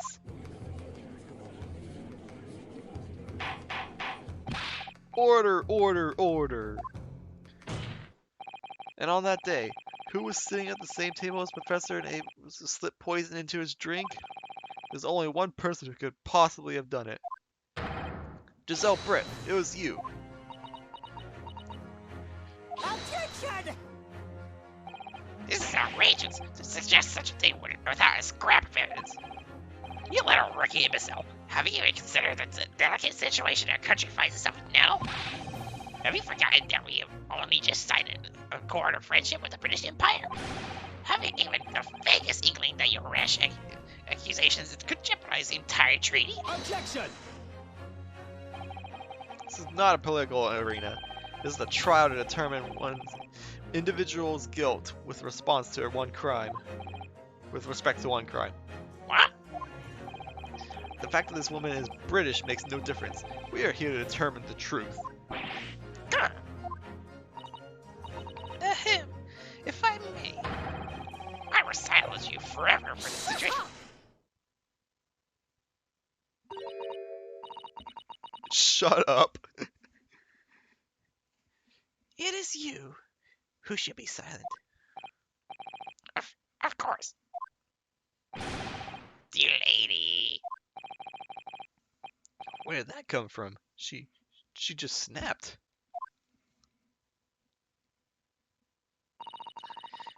I'm afraid I may have spoken unfairly before. I offer my most humble apologies. I'm sorry, my lady. To what are you referring? Well, let me select. Oh no.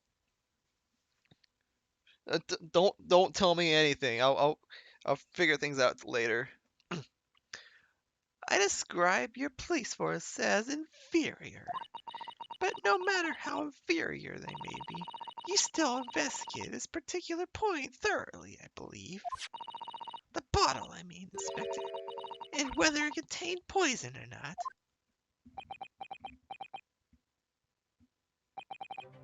Of course. You did? Have you forgotten what my guiding principle is already? I strive for a flawless investigation every time. I don't believe it. Naturally, we tested the inside of the bottle and its contents.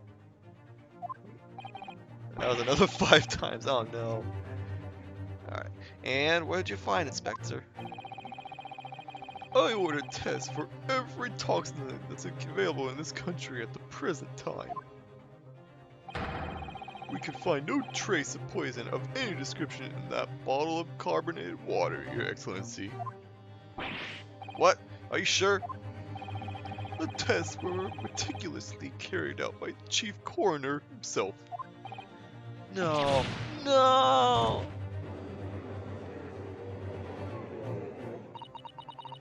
I'm very grateful to all you Japanese. You successfully established my complete innocence in this horrid affair. Thank you. But of course, dear lady, the pleasure was all ours. Oh no, she's gonna get away. Get up. I'm so sure.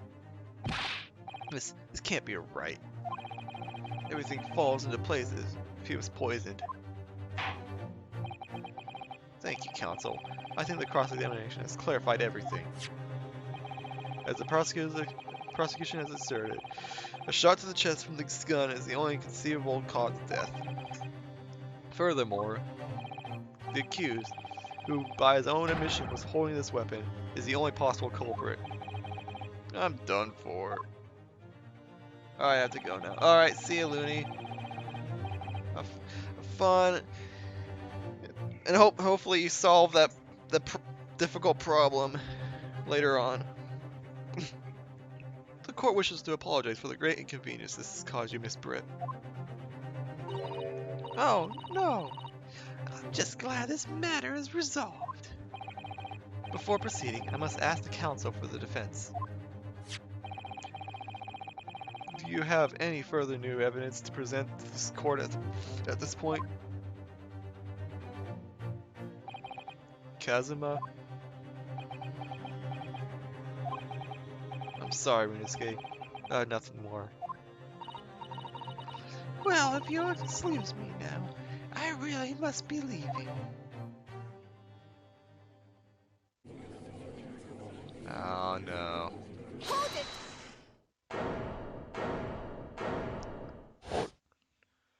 Oh, she's here! That lady's here, whoever you are. Please wait! Isn't that... What is the meaning of this? Forgive me for intruding on court proceedings, Your Excellency. Susato Mikotoba. Mikotoba, okay. Or Susato. Susato. Judicial assistance to defense. Ikatoba. Oh, she's related to him. Our darkest hour, with nowhere left to go, she appeared like a bolt of lightning. And in her hand, she carried a small package wrapped in a furoshiki cloth.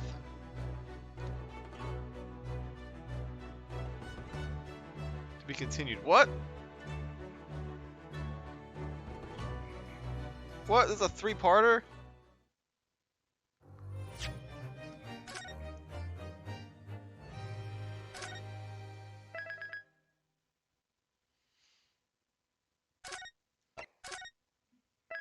Alright. Jeez, I didn't realize. Man, it was actually that long. I'm continuing. I want to finish this case.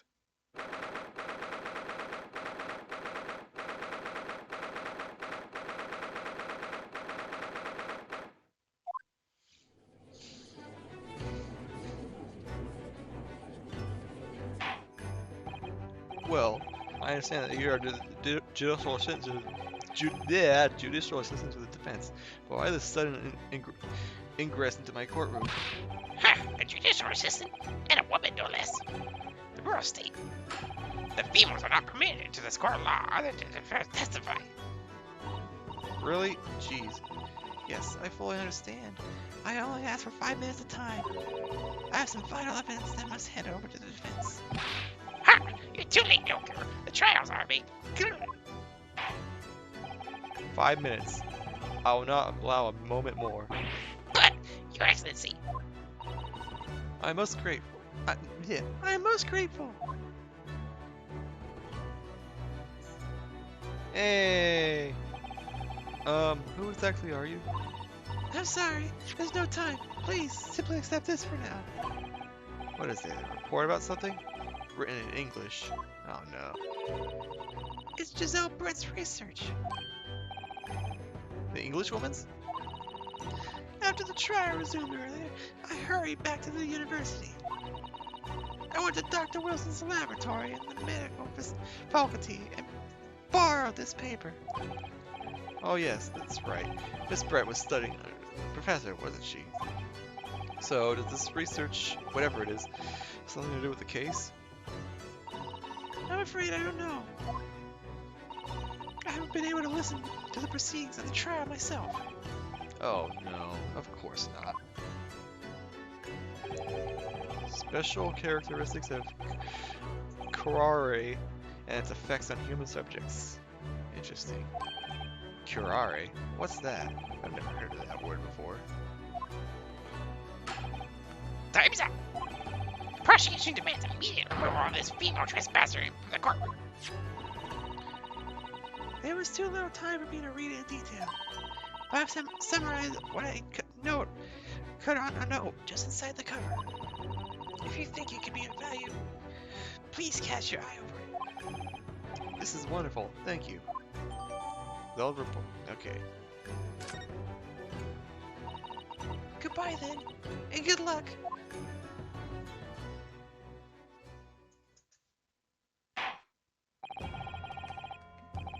We've had long enough, counsel.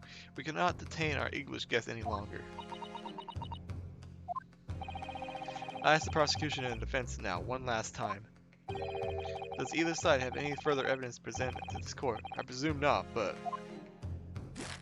The prosecution has made its case convincingly enough already. Nothing more to add, Your Excellency.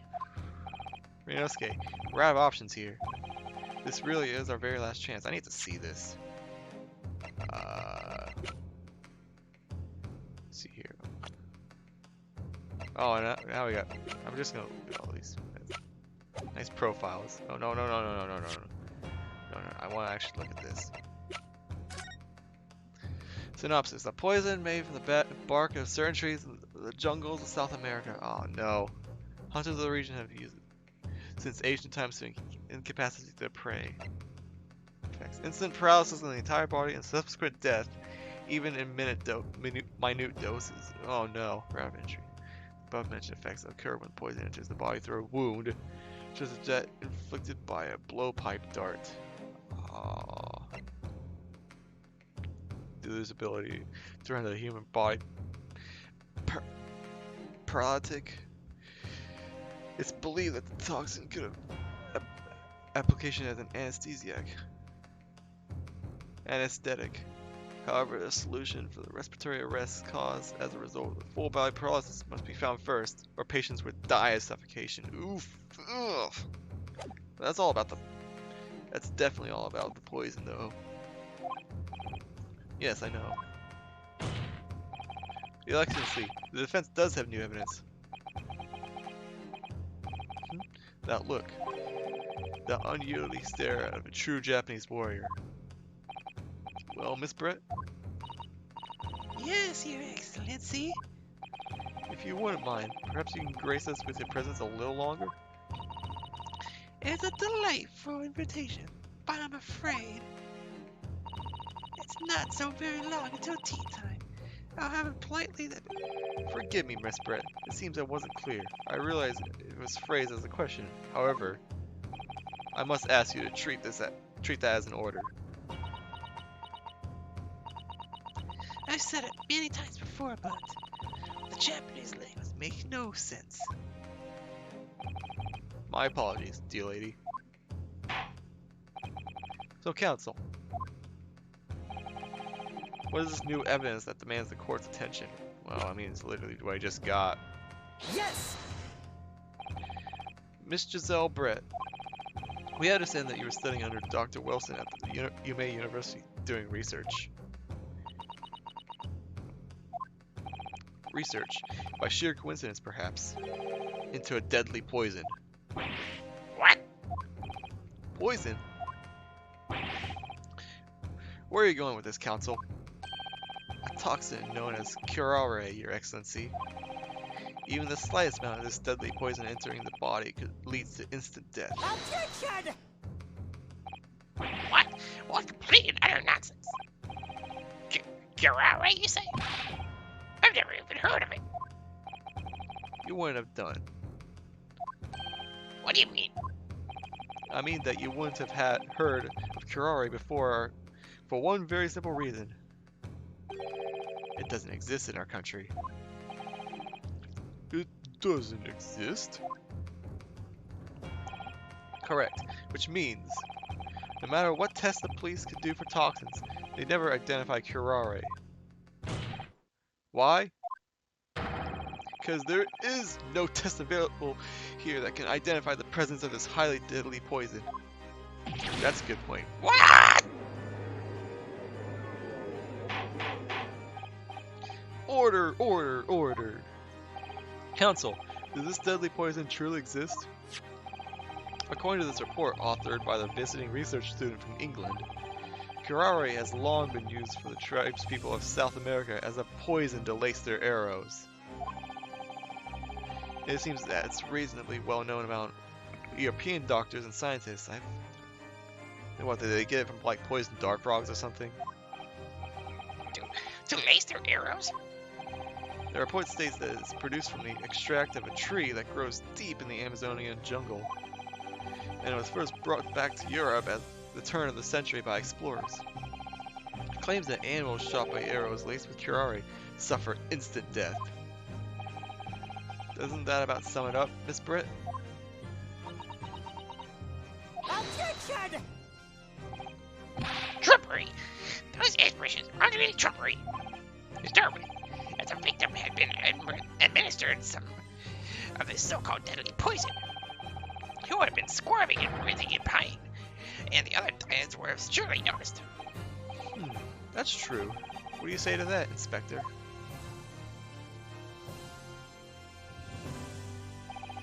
Obviously, I would have noticed a disturbance like that.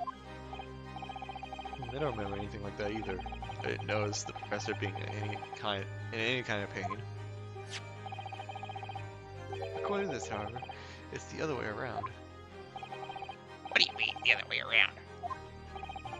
The very fact that the victim didn't show any visible signs of distress is evidence that curare was used.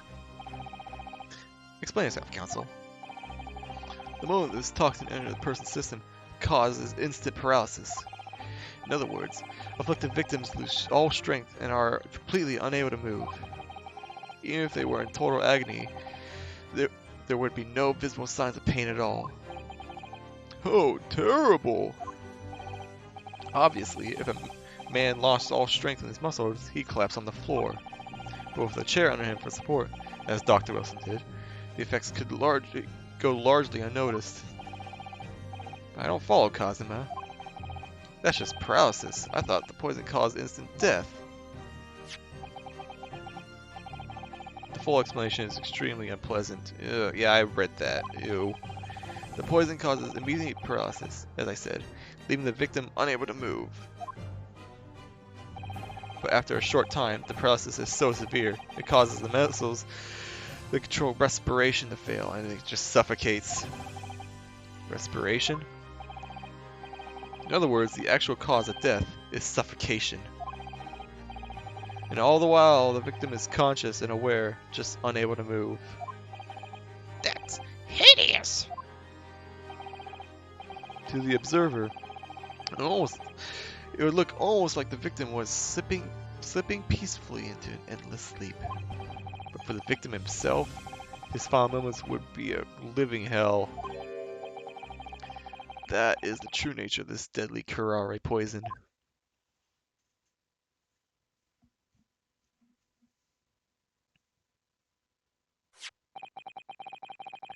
And you're suggesting that this bottle, Council, actually contains this terrifying poison? Objection!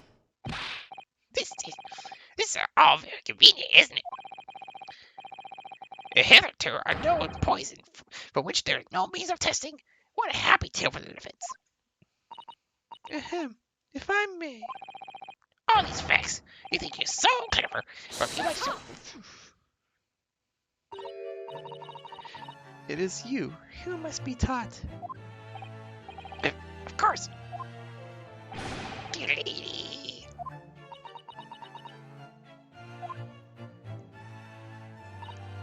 So, this is how you Japanese behave, is it?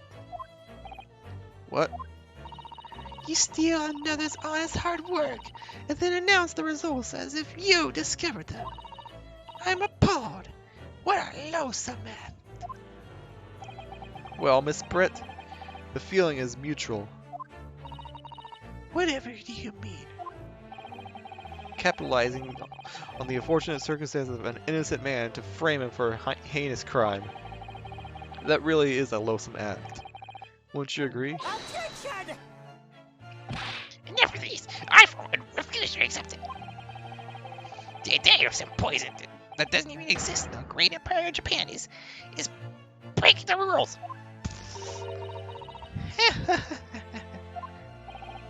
What's so funny? Oh, excuse me. Your Excellency? Yes, Miss Britt. May I borrow that bottle for a moment, please? Oh no, she's gonna drink it. Well, yes, I don't see, why not? Ah, no.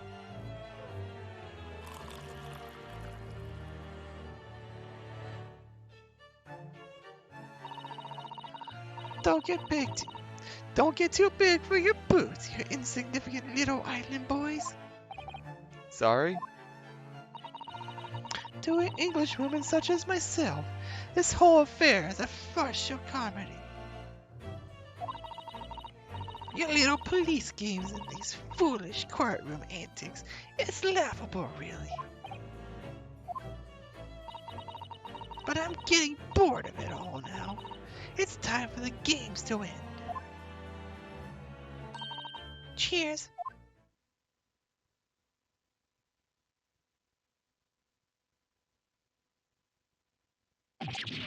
Wait, what are you doing?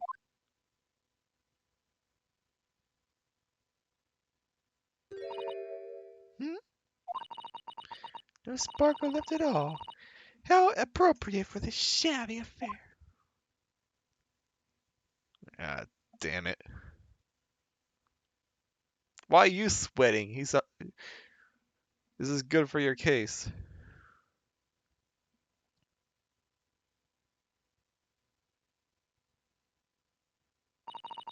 goodness. Whatever is the matter? You all look quite stunned. So, no curare. That bottle was clean. Is that what you're saying? You look quite incredulous, little boy. But of course, that's the simple truth. Thank you for presenting the findings of my research so concisely here in this grand venue. Most kind. Grr. Thank you, waiter. Now then, Your Excellency. Miss Brett. I should like to be excused now, please. I think I've given more than enough of my time for the furtherance of friendship between our countries. Yes, dear lady. We are most gratified with all the assistance you have given. This doesn't make sense. There had to have been poison in that bottle. So how? How did she? How did she swallow a whole glass and live to tell the tale? I don't understand it. Well, I suppose if nothing else, this little Far Eastern charade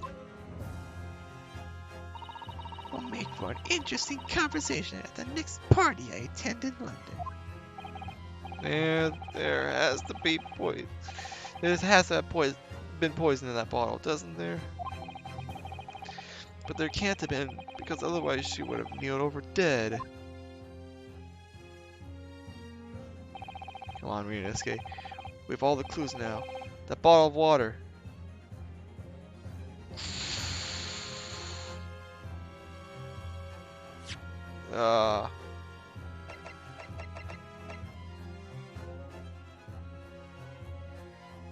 Carbonated water. What if it's... the water was carbonated. Hold on, I need to look at this again. Poison made from poison.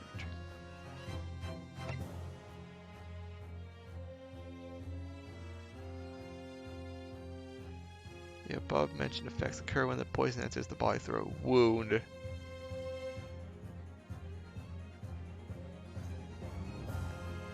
Through a wound, such as that inflicted by a blowpipe dart.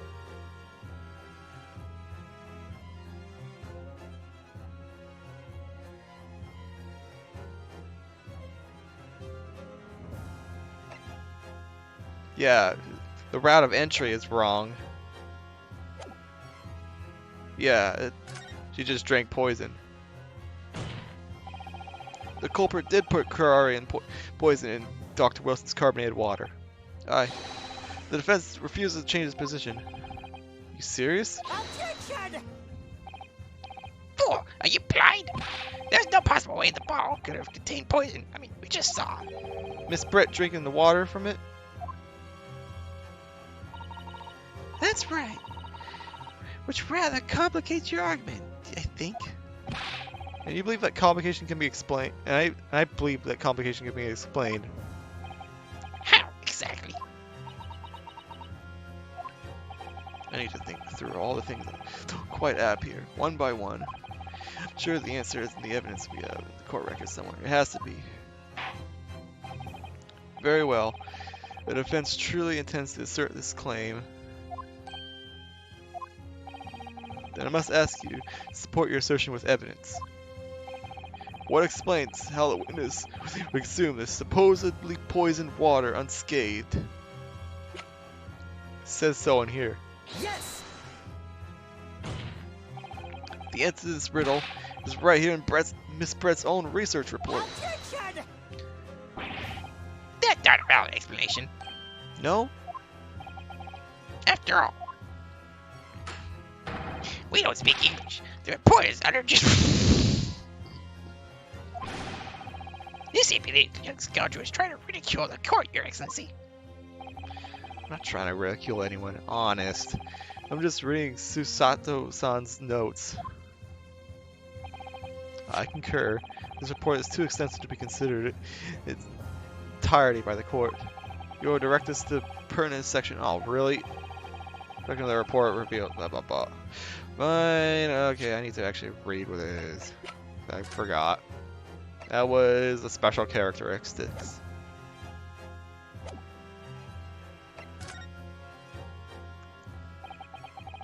We've been hearing a lot about this curare poison.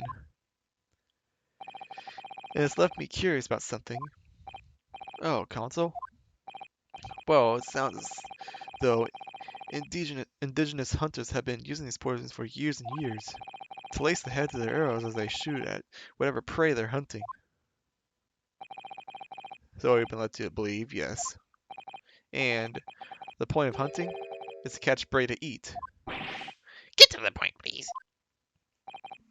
But if they were to use those lace arrows, doesn't that mean there would be traces of poison left in the prey the hunters were going to eat? Yes, good point. So surely the hunters wouldn't want to eat their prey, would they? Because then they'd be eating poison. Yeah. Good gracious, Council. No, that would be madness. Well, I actually found the answer to that conundrum in this research paper here. Under special characteristics, it says this. The poison starts to work after entering the body through a wound. Through a wound, you say? I see, that makes sense. Oh no! Oh no! And he got a tooth. He had a tooth taken out. Oh no! Oh. Oh my. How am I just now coming to this realization? Oh, so she would have drank the water and it'd be perfectly fine, or drank the curare, it'd be perfectly fine. But he would have drank the curare, and the poison entered in through his toothache and into his body, killing him instantly. Oh my goodness. Through a wound, you say? I see, that makes sense. Yes, the mention of that particular detail seemed a little strange to me, though. But it all makes sense when you interpret what's written like this. When the curare enters the body through an open wound, it has terrifying poisonous effects. However, when it enters the body via the mouth, it has no poisonous effects whatsoever. What? Miss Britt, you authored this research. You know curare's special characteristics, and you knew that you can make a spectacle of drinking the water without any danger to yourself. You meddling little... Rapscallion! Oh, jeez. Well, Ryunosuke, turns out you're an even better lawyer than I thought you'd be. Really? Me? A lawyer? Objection! All this poison talk is fascinating, I'm sure. But I fail to see how it's possible. So, the ill-bred little puppy has a new toy to play with. Some facts he read in a book. But I'm afraid knowledge doesn't suit you, little boy. It only makes you look silly. What are you trying to say? Your schoolboyish logic has a fatal flaw. Schoolboyish?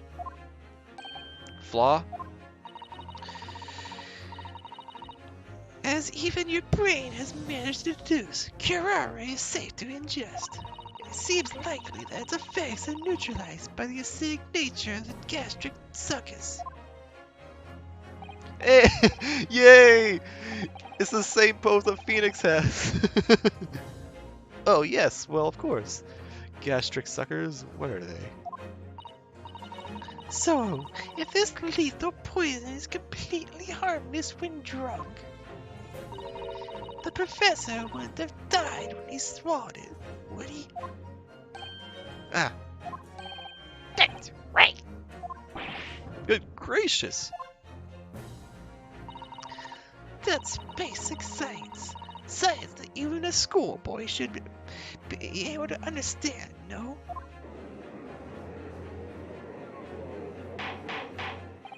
Order! Order in the court! Order!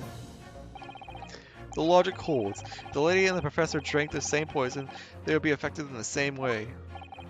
Are you trying to suggest?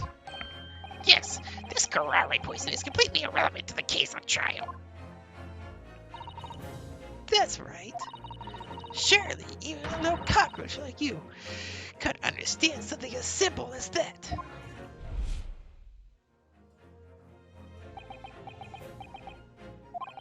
What is this? Welling up inside me.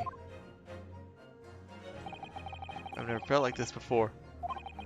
Sort of conviction to break down all discrepancies. It's so intense, almost rage-like. And more than anything else, like an animalistic desire, take down my prey. Objection! Yeah, there it is. I don't think so, Mr. Zelbrit. How dare you use that tone with me? You know very well that there's no fatal flaw here. You know exactly why, even though both you and the victim swallowed the same poison. You're alive, but Dr. Wilson is dead. Oh, I like this music. Counsel, I'm sure I don't need to remind you. You must provide compelling evidence. As we know that this poison is completely harmless when ingested. Why would Dr. Wilson alone have been killed by the curare?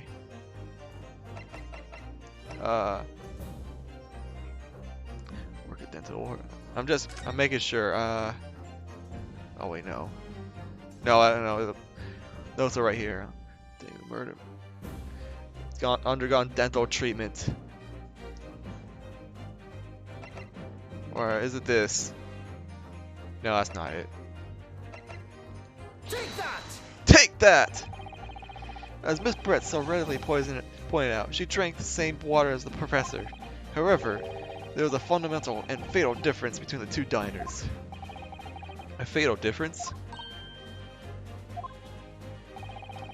Toxic effects of curare are only felt when the poison enters the body through an open wound. So, for a healthy person with no injuries, drinking it is completely harmless. But what if there was a wound inside the mouth of the person that drank the poison water? Inside? Yes, like the wound you might have if you had just been to the dentist and had a tooth extracted, for example. Ah! Miss Brett, you acknowledged many times in your testimony already that you were well aware of Dr. Wilson's dental employment that day. So that's it. Use that knowledge to orchestrate this.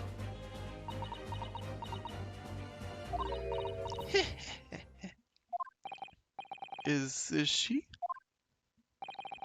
laughing? I don't like to repeat myself, but honestly, I can't resist. These childish courtroom games and your half-baked arguments are so puerile. What do you mean? Don't worry, little schoolboy. You'll find out soon enough. Where are you going? You see, when you leave vital evidence lying around, you never know what might happen to it. No! Did you just steal the bottle? I mean, it could just slip. Oh no.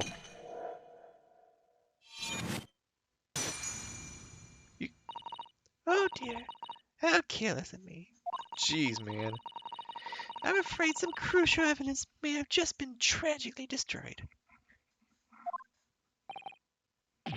No! What is it? What just happened? It's the Englishwoman. She just smashed the bottle. And the Supreme Court. What a terrible blunder! Officer, what are you waiting for? Collect as much of the water from the broken bottle as possible. At once. You're wasting your time. This delightful carpet under my feet here was a gift from the British Empire. I assure you, it will soak up the water beautifully. You have neither the technology nor the presence of mind to recover it. You bastard. How could you? You won't get away with this. You can thump the bench and shout as much as you like, little boy. But I'm afraid we'll never know now, will we?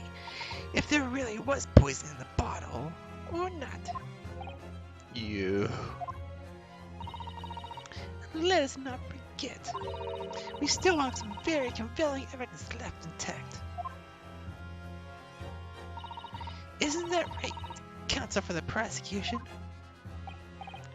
Of course, of course. You're referring to this photographic print, I presume, dear lady. That's right. And really, look at this photograph. It's as clear as day, isn't it? The poor professor was sitting with his back to me.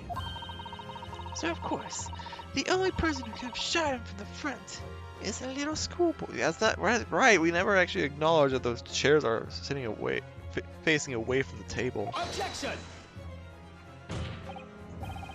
No, you killed the victim that day using curare. And then, in order to frame Ryunosuke Naruhodo for the crime, you waited until he picked up the pistol you arranged for him to find on the floor before he shot the professor's dead body in the chest with your own hidden gun. Then, in the confusion that followed, all you had to do was turn the dead professor in his chair around. You see, you had every opportunity to commit this crime. What a wonderful imagination you have, young man. A hidden gun, you say? And I shot the professor's dead body, did I? Well, I'm terribly sorry, but you don't have a shred of evidence. Exactly. And as you nothing despite your wild claims, the prosecution's stance remains unchanged. The victim, Dr. John H. Wilson, was killed by a gunshot to the chest, Poor John. delivered in cold blood by the accused, Ryunosuke Naruhodo.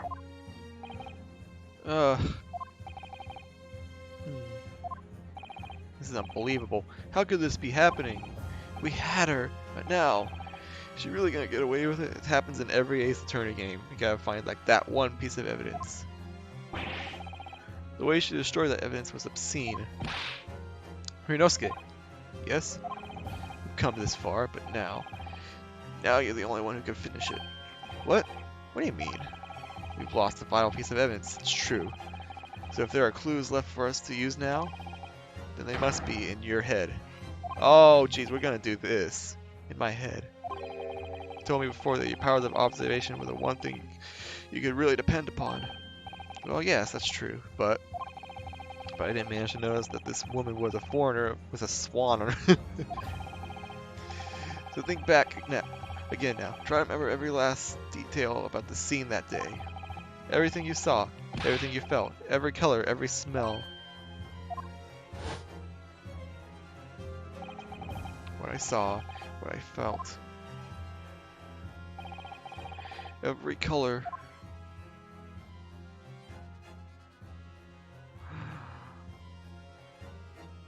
No. Is Kazuma right? Somewhere in the vibrant memories of the same scene in my head. Could there be another clue to expose the identity of Dr. Wilson's killer? Yeah, that's blood. Actually, Kazuma, I think it might have something. Thinking back over everything I saw, I think I might have uncovered another clue. You always have something up your sleeve, don't you, Ryunosuke? Come on then, let's wipe the smug smile off that Englishwoman's face with some evidence. Alright, I can't wait. It's been niggling me for a while. Something feels amiss in the memories of that day. Whatever it is, could be the key to arriving at the truth about all this. It's here somewhere. The clue that shows who Dr. Wilson's real killer must have been. The real killer is the steak! Take that! Inspector Hosonaga, answer me this. Yes? What is it? He's still miles away. Probably thinking about that bottle being smashed. As you said a number of times now, you strive for perfection in your investigations, don't you? Absolutely. I wonder, therefore, perhaps you took anything else from the scene of the crime. Like, for instance, the plate of steak that you took to the victim's table that day? Objection! Wait a minute. What are you going on? Where are you going with this little boy? I like how she's only shutting up. Ouchie. It's just a memory that's been troubling me. What memory? I saw the scene shown in the photographic prints with my own eyes that day. You can kind of see it in the shade.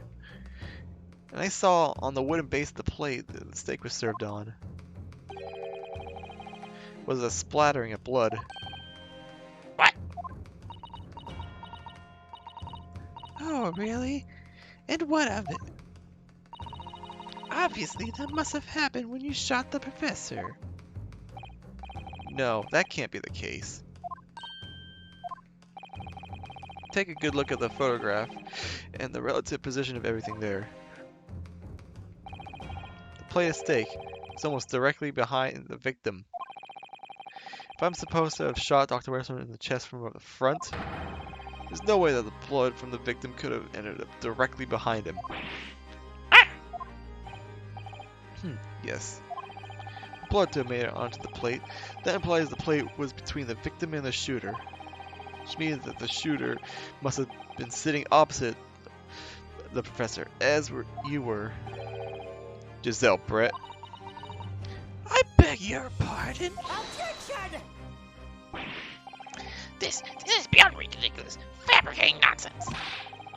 Is the court seriously expected to believe something the accused has apparently just remembered seeing? Hold it!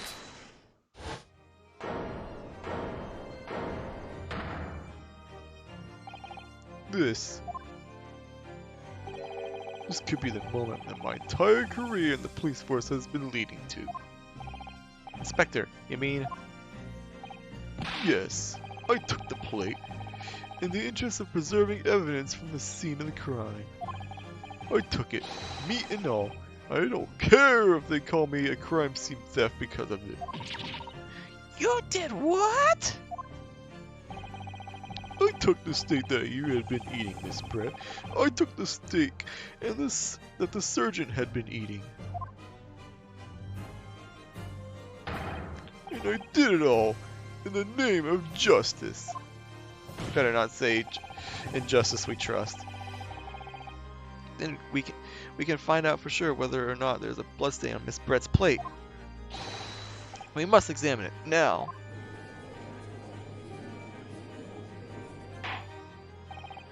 Inspector, the court wishes to examine the plate from the victim's table immediately.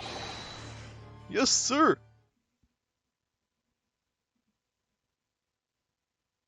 There it is.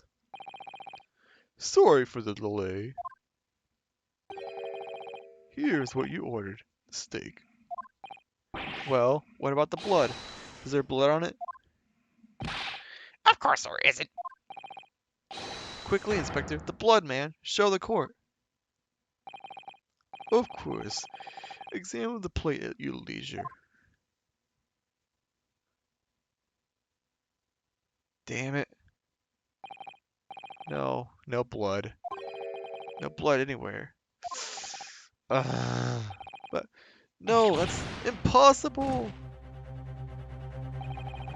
I know I saw it. I'm sure of it. It was right there on the table beside the professor. There was blood on the side of the plate.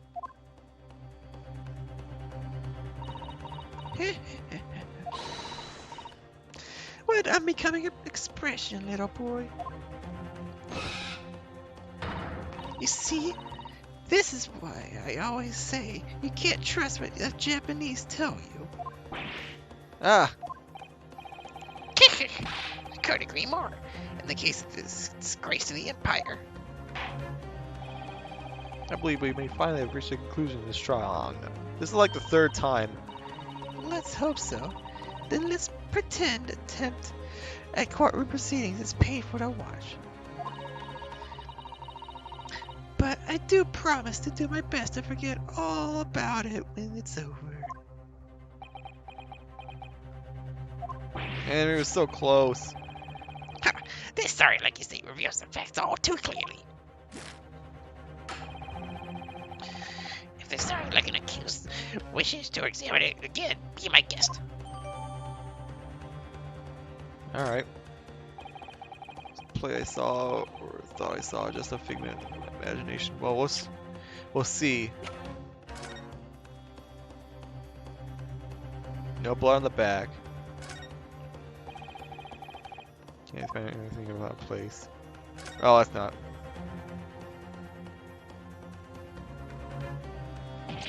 Huh? It's the coin! What in the world is this? I think it's a Gabon coin.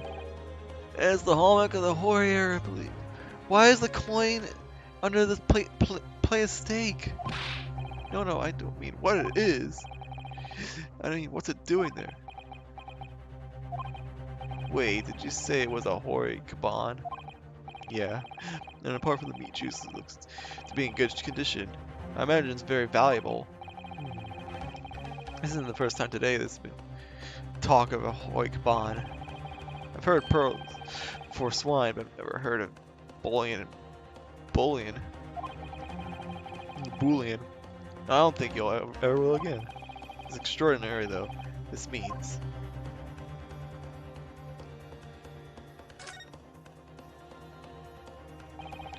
I certainly never expected to find a precious coin underneath this thick cut of meat.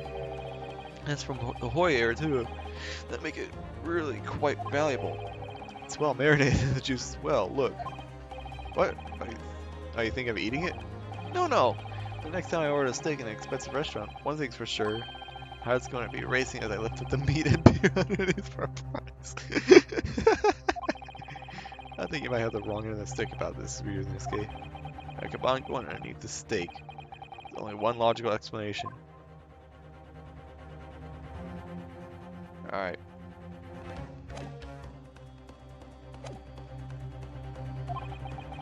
This is it now. I've lost. Ryunosuke. It's not over yet. Not until the final gavel. Never stop believing in yourself. Keep looking forward, no matter what. Believe in myself? Really? Maybe I should at least examine the evidence for myself. Yeah, we got the coin. As the evidence requested by the defense has not been shown to be problematic in any way, I presume any further examination of the evidence in this trial will be unnecessary. Does the defense have any objection? That bloodstain was going to clinch the trial for me. Can this play of stake reveal any other clues at all? Yes, there's a coin. Look at the coin. Your Excellency, please wait. This play of beef is hiding another clue. Another clue that will reveal the shocking truth. Objection! The only thing that's shocking here is your unhealthy fashion for beefsteak. Your Excellency, I think I've made myself clear, haven't I? I will not be able to turn a blind eye to any more unnecessary procrastination in this trial. The I'm sorry, Miss Britt, but we must ensure a thorough examination of the evidence. I will not give a ruling until I'm completely satisfied that any reasonable doubt has been dispelled. I see. As a newly affirmed ally of my country, that's still your position, is it? Thank you, Your Excellency. Counsel for the defense, you now clearly show the court to what you are alluding. But precisely on this plate of beefsteak is this new clue to be found. I hope if I present this, it will help me lift it up. Got it! No, counsel, I'm afraid that won't do. What? That was ambiguous at best. Unified detail. Oh. Seriously?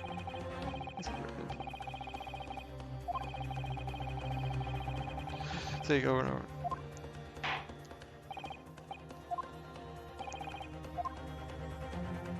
I know it's there.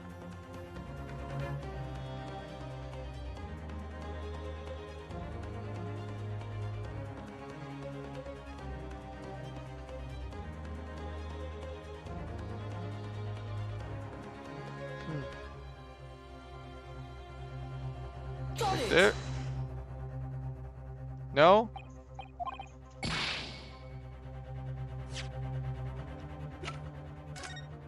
I know it's there.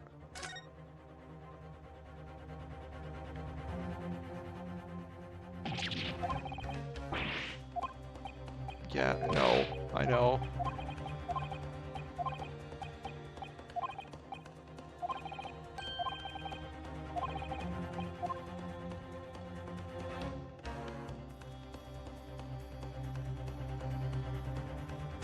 To that.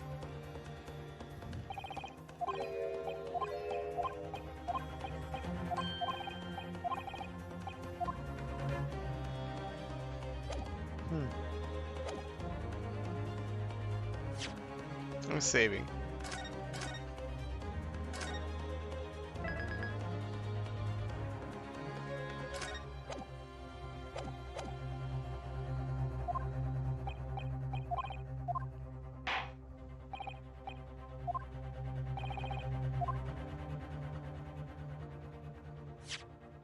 Hold on. Oh, okay. So I can just push the button. Alright. Oh, I've already read all this. I'm trying to skip through all this.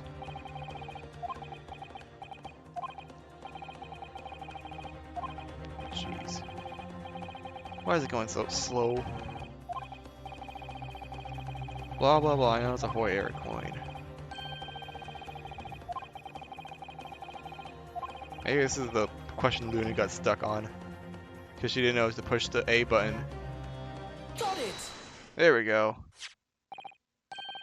Good gracious. That's... Ah! Come on. What on earth? Oh, Hoy Air one at that. Miss Brett, this is in fact the beefsteak that you ordered at the restaurant that day in question, is it? Tell me, why is there an old coin seemingly hidden underneath the meat? What a ridiculous question. How should I know? I've never seen that thing before in my life. I don't know what this is, but I want no part of it. Objection. I fail to see how this is relevant. A coin under the meat. That simply couldn't. That could have simply have been a careless mistake by the chef in the moment of distraction. Objection. Don't be absurd. We're supposed to believe this has happened by accident in the kitchen? A rare Hoy Kaban just happens to be hidden underneath that piece of steak? If this turns out to be irrelevant to the case, I'll rip up my ticket to Great Britain right now. He's right. Can't be a coincidence. Your Excellency. Yes, Counsel. A rare Hoy Kaban just happens to be hidden underneath that piece of steak. If that turns out to be irrelevant to the case, I'll get my lawyer job right now. You're not even a lawyer right now. Objection. By all means, don't let it stop you. No one's inviting you anyways. Shut up. Perhaps, little boy, you should realize that it is you who is irrelevant. Even though I'm the one on trial here. The point is, it's essential that we ask the owner of this coin if he can explain what it's doing under that steak. The owner? Yes, it's obvious. There's only one person it could belong to. The owner of the Kaban coin that was found underneath the beefsteak is... Korikuta! Take that. Obviously, it can only be the antiques dealer of the owner of Risute, Kiryu Korikuta-san. I botched his name horribly there. career, as in Mr. Cucumber something. Honestly, these ridiculous Japanese names are quite unfathomable. Ah, yes. The old man who testified earlier alongside the military sergeant, correct? Yes, Your Excellency. I remember him saying that he was up to something with his Kaban coin when it happened. And exactly the moment the gun was fired. Yeah, we've already seen this.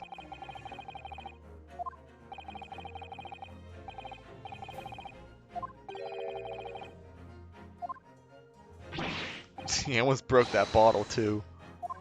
It was looking for his coin. In this Hoya or Kaban, do you mean to tell me? Objection!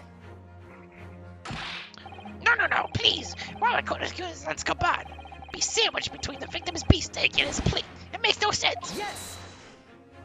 Oh, geez, you're still saying yes. Which is why I'm asking to bring Korakuda-san back to the witness stand so we can ask him. Officer, bring both witnesses that testified earlier back in here. Oh no, both of them? Without a moment's delay.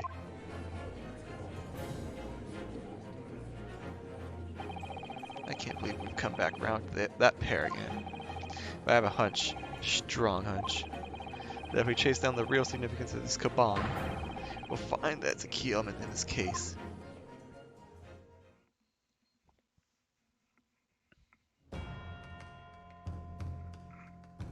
Oh no.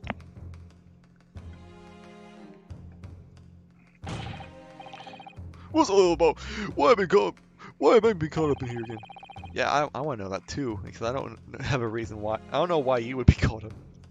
Don't you realize it's dinner time for your little baby? For little baby I do? When my son's belly's empty, he's frisker than a pack of wolves. Exploited by the police we were, like miserable dogs, forced to bear false witness. And when cast from this courtroom myself, I became a ruined man and a thrice a worthless, withered antique. Nothing more have I to say. The sun has set on this Risute shop owner's existence. Be that as it may, Kurokuda-san, something has come to light that requires your clarification. As far as your Risute memory serves, have you ever seen this coin? Yes! The one, the very one, the very exact one that it is. The resplendent, superfluous hoary treasure that my rusty bones managed to misplace that fateful day. It can't be. As I thought. Young man, enlighten this decrepit old fool. Put me out of my misery. Where was my treasure? Where was it dropped? Oh, I'm not sure if it was dropped anywhere. Oh, jeez. BRB.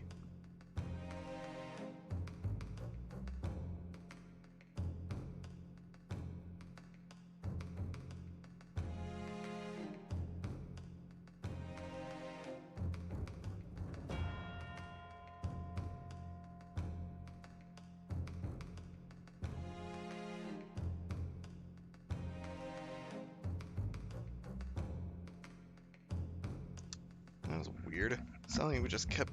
I thought something was slamming on my door, but there's constantly, but there's no one there. Nothing or no animal there. Oh, I'm not sure if it was dropped anywhere. We found your coin sandwiched between a beefsteak and its plate, soaking in seasoned meat's juice. Sandwich? Soaking? Seriously?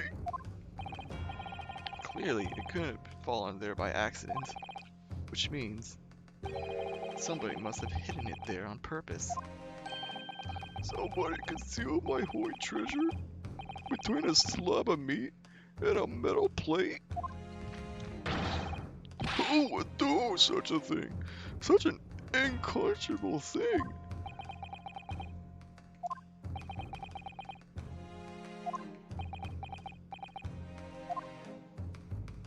We're all stunned. Excuse me? I like how this plate of steak's still there. Can I say something? Yes, of course. Proceed, Inspector Hosanaga. I mentioned this earlier on in the trial, but I was working undercover in the restaurant in order to investigate another case. Ah, yes, that's right. A secret undercover operation. The Carnival is a high-class Western cuisine restaurant. It attracts wealthy diners, including many foreigners. Recently, there have been a run of similarly executed thefts targeting the restaurant's rich clientele. A number of such incidents have been reported to the police bureau. Wicked crimes indeed. We wanted to nip the case in the bud quickly, especially with so many foreigners being affected. That's why he was sent in undercover, is it? Yes, I took on the job as waiter at the restaurant in order to flush out the criminal. It seems likely that this Kaban incident is the work of the same thief. So unbeknownst to us, there's a massive thief at work in the restaurant on a regular basis. The police is already at the scene of several crimes, it seems. I don't know about the master thief part, but the identity of the person who stole and hid Korkuta-san's Kaban is all too clear. What? What? I think the court would like to hear the defense's view on the matter. Tell us, who is the spectral scoundrel that stole Korkuta-san's Kaban and hid it under the stake?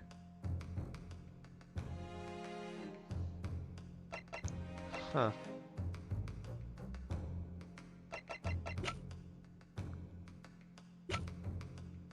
Wait to say it's you? But you're a foreigner. British exchange student, yeah.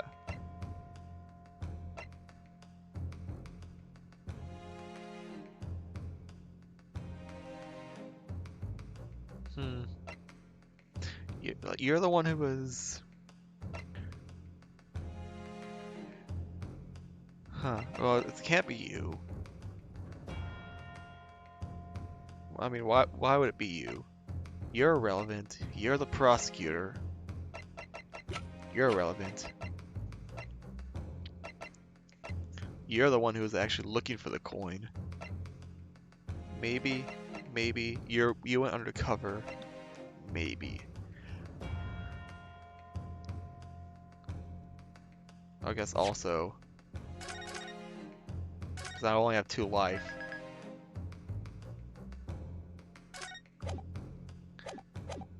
I'm willing to try you first.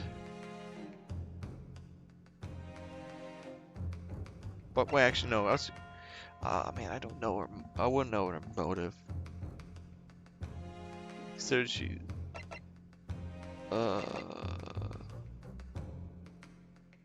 Visiting professor of medicine. But I don't think it was. I don't know what you had to do with the case. I'm actually tempted to say the victim. I'm gonna say the victim. Take that! Yes, it seems like a likely candidate for a Kaban thief. No, come on, Ryunosuke. Huh? You shocked me, Kazuma. Not as much as you shocked me. No one could have approached the table unnoticed. Even if you're a crazy fool, you couldn't have missed that. I'm not sure you should be calling clerk to a crazy fool, Kazuma. Oh no. It was you I was calling the crazy fool. Maybe I'm not on track here. There goes a life. I'm on 1 HP. I believe I've heard you correctly, counsel. Let me hear your opinion on this matter again. Alright. Last life.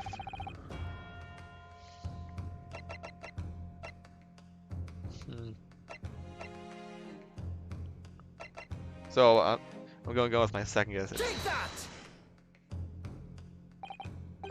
Nope. Oh, come on. Oh, that's game over.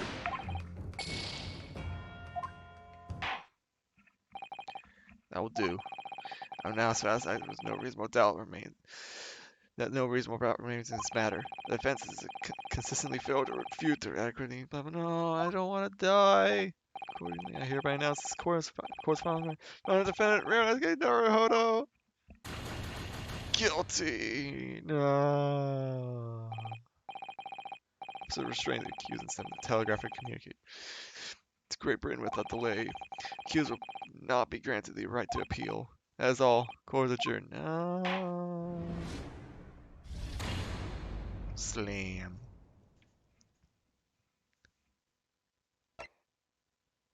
Resume a save game. Because I don't want to deal with the life. And resume this.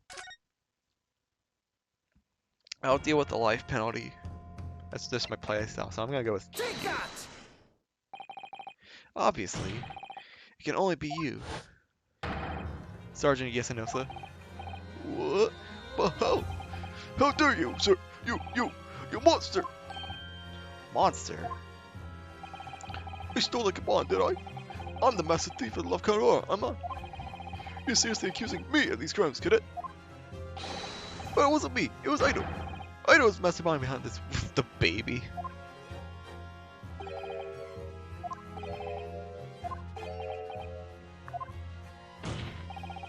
You would push the blame on your crimes onto your own son, an innocent little baby. It's you who's the monster, Sergeant Nosa.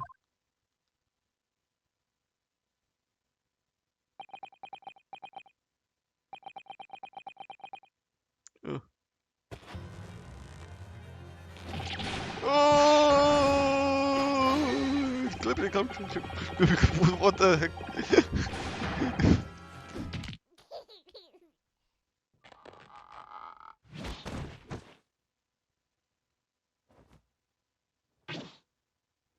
Aww. Upon Imperial Army, Sergeant USA son preparing to stand down in the Supreme Court, sir. So there's our first breakdown.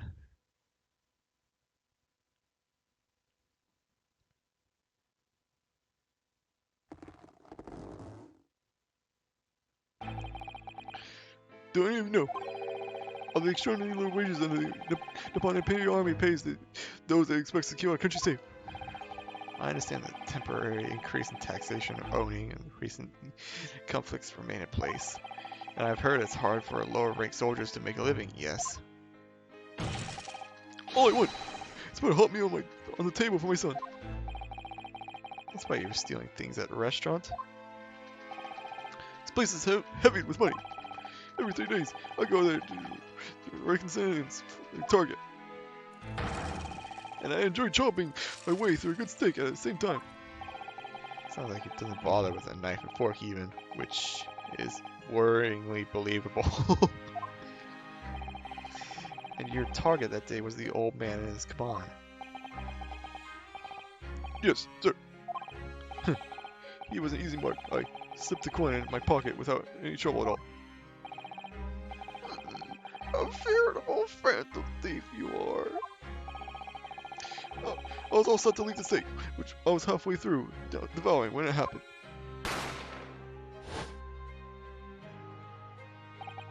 Yes, when the professor was shot. I knew if the police conducted a search and found my coin in my pocket, I'd be finished. I don't too. So I hid the incriminating evidence as fast as I could, on the double. I slipped it under the steak, hoping that I'd be able to rendezvous with it again on a later date.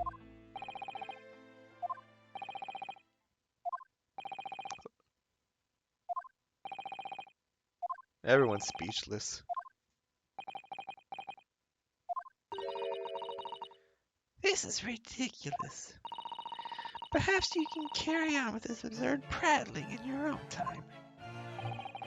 Well, Miss Brett, Oh, of course, dear lady, of course. How rude of us.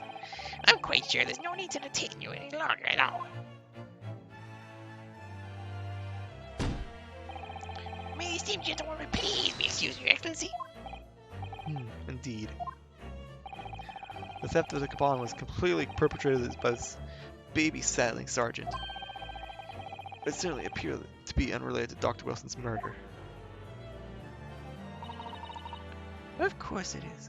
What I'm thinking is that if he hid it underneath his own steak, which was also half eaten, then maybe he picked up the wrong steak. How do you coin under a lump of meat? The sheer nonsense of such an idea astounds me. Nonsense, is it? Well, And as for picking up your steak and biting into it without a knife and fork, it's beyond nonsense. It's pure madness. Very well. Now all the questions concerning this witness testimony have been answered. I see no further justification for detaining her. No. Miss Brett, you're free to leave. Thank you, Your Excellency. Good luck, everyone. And good day.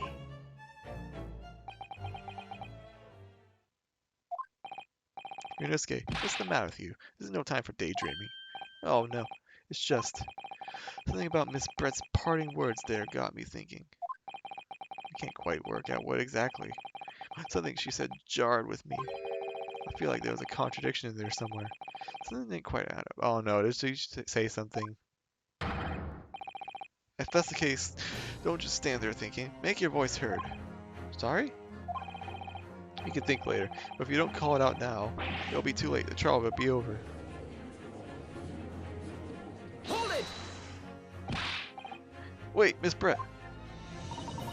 What is it now?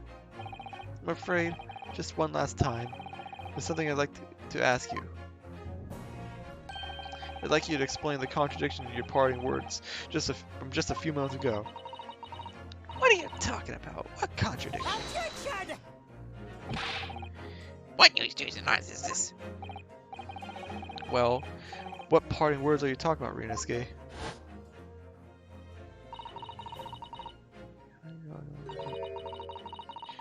Such an idea astounds me.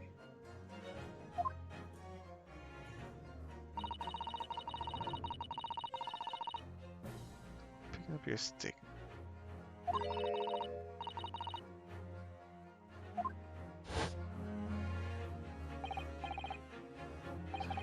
Oh, yeah, because it's clear that the utensils were being used. There's two stakes. Yeah, exactly. Yes, I'm right. She said they're exposed an undeniable contradiction. I'm gonna need to see evidence, counsel. Oh boy.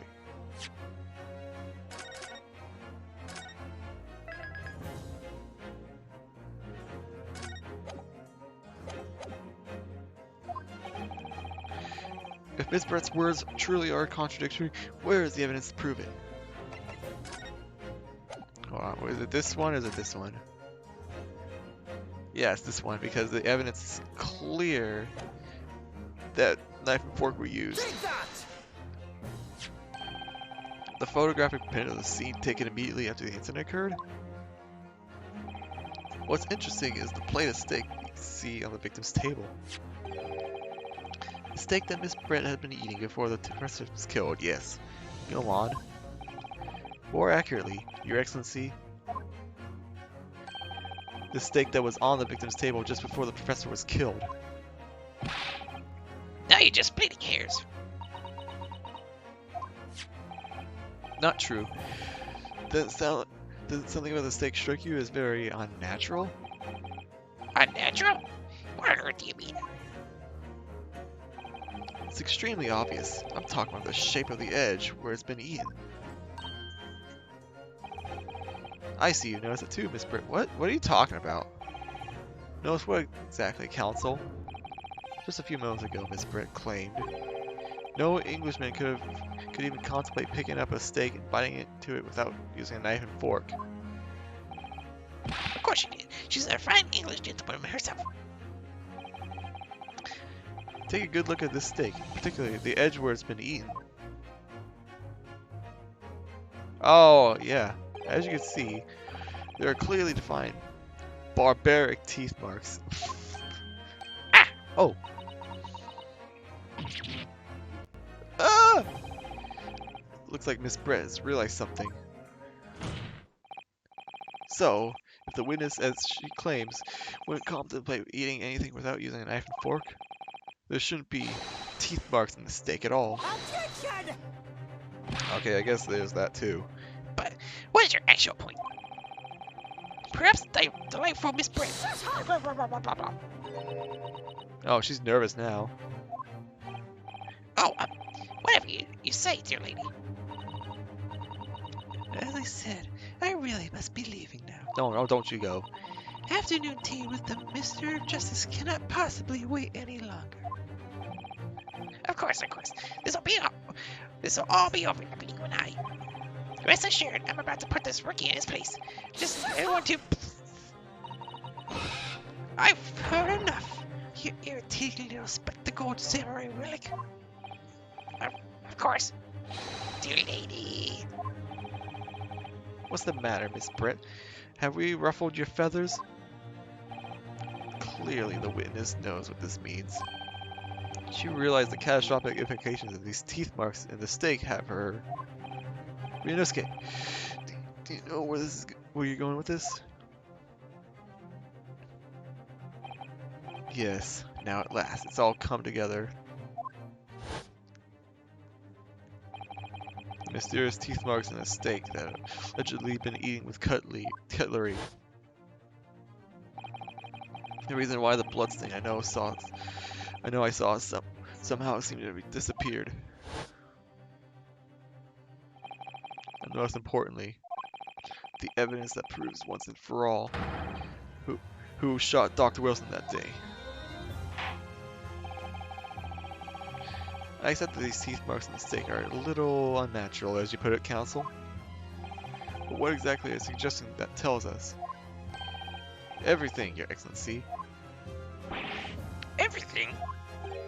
Yes, I believe that these barbaric teeth marks in the steak here amount to conclusive evidence in this case. Oh no. Evidence that will prove beyond a doubt who shot Dr. Wilson. Conclusive evidence? How many times have I heard that today? You wouldn't know the meaning of that phrase. Typical Japanese empty threats. How can you be so sure? Oh, it's quite simple. If you really had such conclusive evidence, you would have presented it to the court long ago. Actually, the evidence I'm talking about hasn't been brought before the court yet. Hasn't been. What? And just because it hasn't been shown yet, doesn't mean that the evidence does not exist. Objection! That is absurd. The trial has run several hours already. And you say that there's evidence yet to be brought forward? There can't be. I don't believe you have it. Objection! I don't. But there is someone who does have it. Someone in this very courtroom. And if that person is willing to submit that piece of evidence I'm referring to, it will solve every remaining mystery about this case. Very well. I have a feeling this will be my last request of the defense of this trial. Okay, finally, jeez. Who possesses the conclusive evidence that will reveal the truth of this whole affair? Save.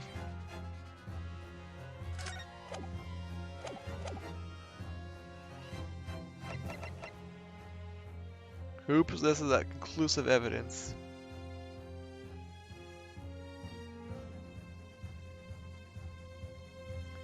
Ah.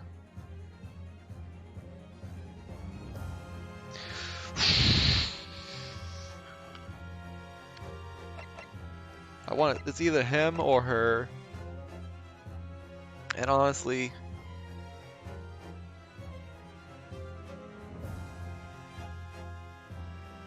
man, I wish I could have gone back. Oh, I actually could. No. You took the stake, right? I'm gonna try you. The answer is obvious. It's Inspector Hosonaga. Oh, sweet, first try. What? I have it. Yes. You think I've been withholding conclusive evidence? That's ridiculous. No, I'm not saying that. Everyone's attention has been focused on the stake with the teeth marks. Yes. Now, earlier this afternoon, Sergeant Nosa told the court the following. I enjoyed chomping my way through a good steak. And as well admitting to stealing Korakuta-san's coin, he told us he slipped underneath it under the stake. You watch it, cadet. I'm a superior officer. Sergeant Nosa, could you please confirm something for me? Was the stake that you put under the coin under, in fact, your own stake? T-Shun. Affirmative, of course. I might be a soldier in the Imperial Empire Army, but still. I'm not brave enough to ask a foreign gentle lady if she'd mind me manhandling her mule to hide something in it. In other words, the stake the detective submitted as evidence earlier was in fact Sergeant Nosa's meal. Objection! But that makes no sense. The plate was taken from the victim's table. Objection! Yet the gentlewoman doesn't take bites out of her steak, nor does she have any opportunity to steal the coin. Of course I didn't steal it. To even suggest the thing would be an affront to the entire British Army. Well then, how do you explain this paradox? Exactly. Surely you're not going to suggest. The sergeant switched the two stakes over.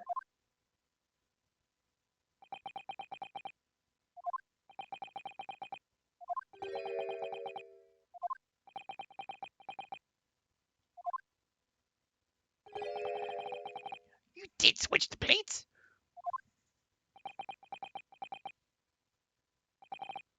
Well, after it happened, when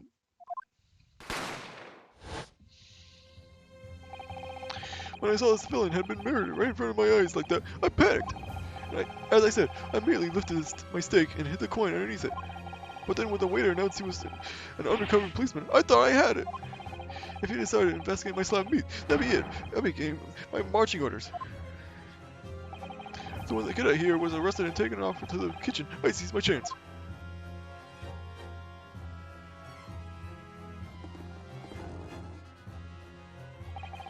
With military precision and timing, I switched my stake with the one on the foreign lady's table. What? You can't have. I never saw you do such a thing. It was called Operation Lightning Bolt. There was no time for strategic planning. It was do or die, I tell you. So yes, I did what I had to be done. Unbelievable! Oh, we got you this time. However, fear not, Prosecutor-san. What now? I swear on the brass buttons of my uniform. That's all I did, sir. All you did? That's petty, Sergeant. Yes! So, if Sergeant Nosa switched the plates over, it means he took Miss Brett's steak, and the plate was on, back to his own table. Yes, that follows. Inspector Hosonaga, Yes. early in this trial, you told the court this. You said that you had not only taken Miss Brett's steak after the incident, but also the sergeant's. That to preserve evidence, you'd taken both. Ah! Oh, she's about to break. That's correct. Then please present it to the court now. The plate that was actually on the victim's table at the precise moment he was shot. Shut up! What could that possibly tell us now? I mean, a court's the lab of tough meat. It can't have the slightest bearing on this case. Objection! No, you're not wriggling your way out of it this time, lady. I beg your pardon? Surely you're not that forgetful. Surely you remember the reason why the steak pan promises to prove such a problem for you, no? You're the ones who decided it was a problem, not me. The reason the defense asked to see the plate was to confirm something the defense remembers seeing. He thinks he remembers. I'm quite sure of what I saw, Miss Brett. On the side of the plate was on the table directly behind Dr. Wilson.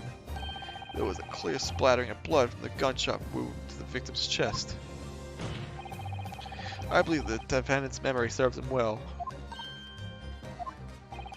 And now we have the evidence to prove it. The plate you were eating from Miss Brett. Let us not prolong this trial any further. Inspector, you will show the evidence to the court. Present the beefsteak and the plate that was originally on the victim's table at the time of the incident.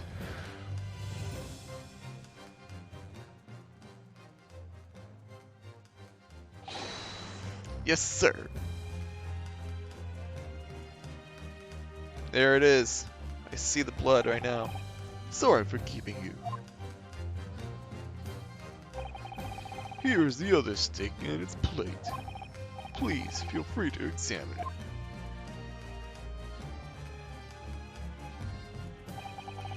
The blood stain. It's clearly visible. Look. Yes! Now this makes Now this makes everything clear. The blood you can see on the side of the plate shows that at the moment the victim was shot, he was facing the table with his back to me. In other words, it's impossible for Nobuhiro-san to have shot the victim. Ah!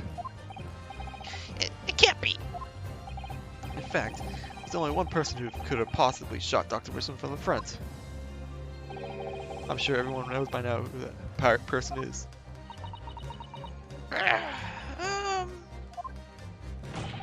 That's right. Miss Giselle Brett. It's you! Breakdown time.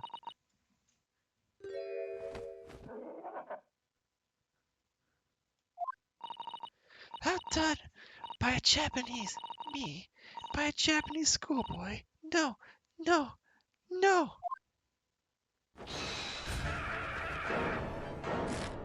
It's alive. Yeah! Oh no, it's laying chicks. Oh no. What is going on? There's a black one.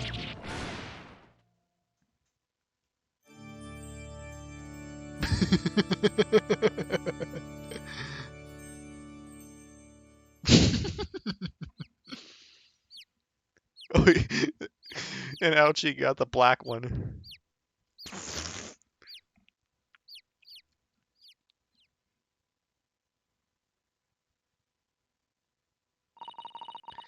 Please excuse my little outburst. I briefly lost my composure. Most unbecoming behavior for an English gentlewoman. Forgive me.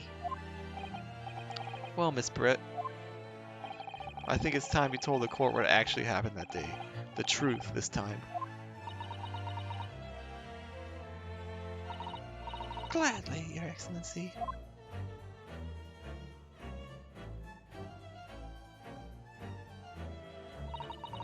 It was I who took the professor's life, using curare.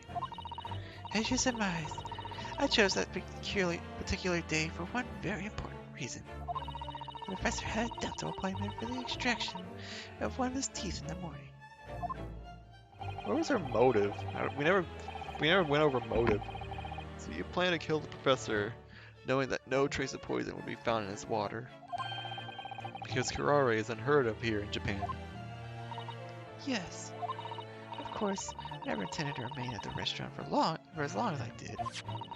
I only needed to see the professor take one teeny sip of his water, and it would be all over.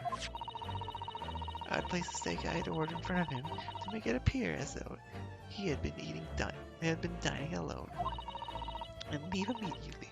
However, before any of that happened, there was an unexpected visitor at the professor's table. That would be me, I suppose. Yes, you. Who else? Such a trifling matter, but the fact that you decided to come over to greet the professor meant that I had lost my chance to slip away unnoticed. In due course, the professor took a sip of his water and was paralyzed. I made sure he was sitting in his chair, such that he would fall. There was no going back at that point, so I concocted a plan on the spur of the moment. Plan to pin Dr. Wilson's murder on this innocent man. I happen to know that the professor always carried a gun. I decided to use that fact to my advantage. I had the bottle of curare in my handbag, and My own pistol concealed under my skirt. Yeah, you. Under your skirt. So I was right. There were 2 guns. Yes. And then I finished my coffee and got to leave. That's when I noticed the professor's gun, which you had presumably placed on the floor. A place where you would sure I would notice it.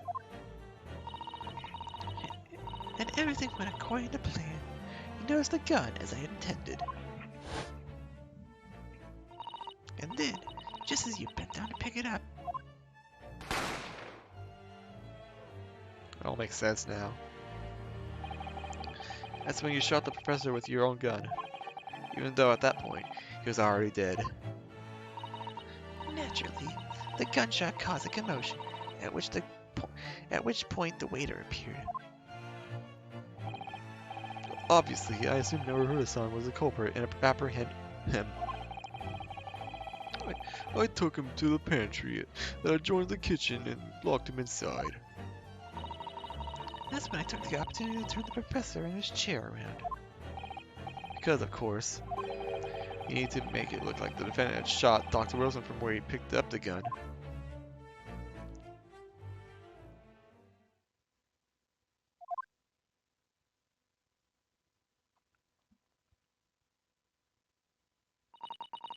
So there you have it. That is the entirety of my misdemeanor.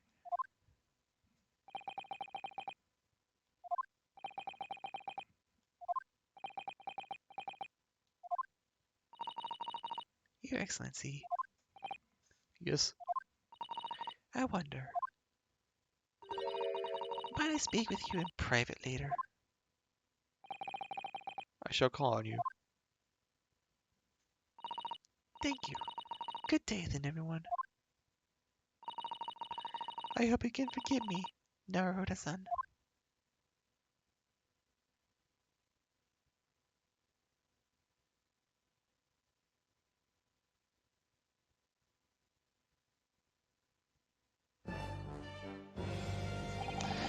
It would seem this trial has finally run its course. Geez, finally. I presume the prosecution is in agreement? This can't be. The Goji Hachi does not lose. That's the likes of this rookie student. You better start getting used to the tougher opposition. Arr! You're saying Naruto. What, yes? This insult to the Hachi family name will never be forgotten. You become conceited with age, Council, but the old have to stand aside and make their way for the new. It is the way of the world. May you never forget that. Oh! Oh no! Oh no, he's now bald.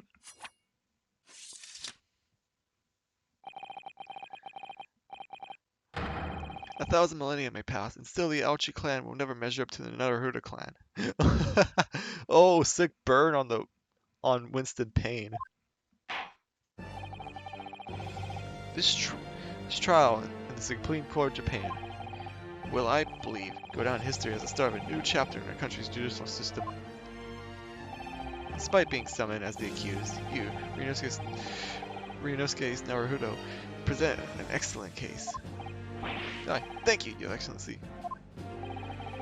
The use of evidence in deduction to remember the truth is modern methodology. After all, it has only been a few short decades since our country opened its doors to the wider world. But the Western ideas of science are rapidly gaining acceptance here. I feel sure that science will soon bring new methods of investigation and new procedures of justice. A new future of law awaits. But what will it look like? I cannot begin to imagine. It is for the young to pursue. Kazuma Asoji. Yes? After this trial, you are set to embark on a journey to discovery to the illustrious British Empire. Learn all you can, absorb everything of the wider world that you are able to. And do not forget, to fulfill the mission imposed upon you. Mission? Alright. I understand, Your Excellency. You looked away. What was that about? Why'd you look so grave all of a sudden? Ah, never mind. As for you, Ryunosuke Naruto? Oh, yes? And you, I sense. How can I put it? Unusual potential. I very much look forward to seeing how you carry that onwards. Thank you, Your Excellency. Oh, geez, I'm up front now. It's time to deliver the final verdict. I hope you find the defendant, Ryunosuke Naruto, not guilty.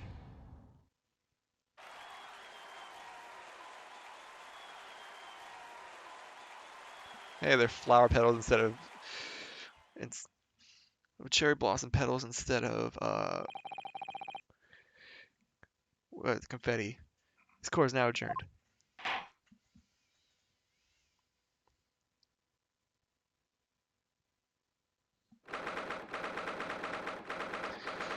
I can finally go to bed.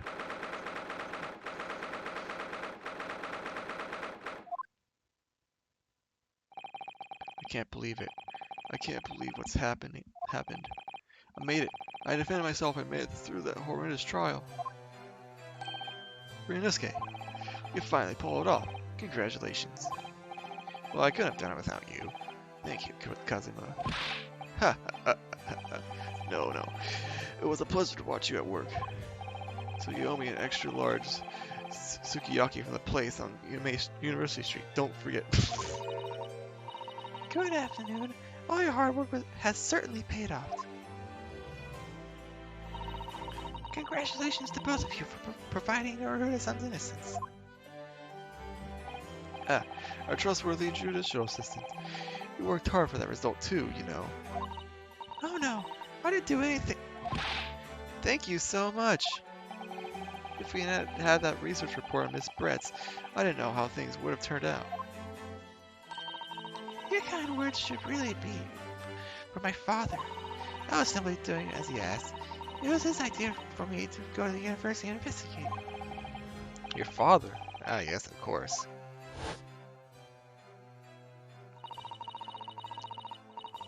Yeah, she did say her Mikatoba.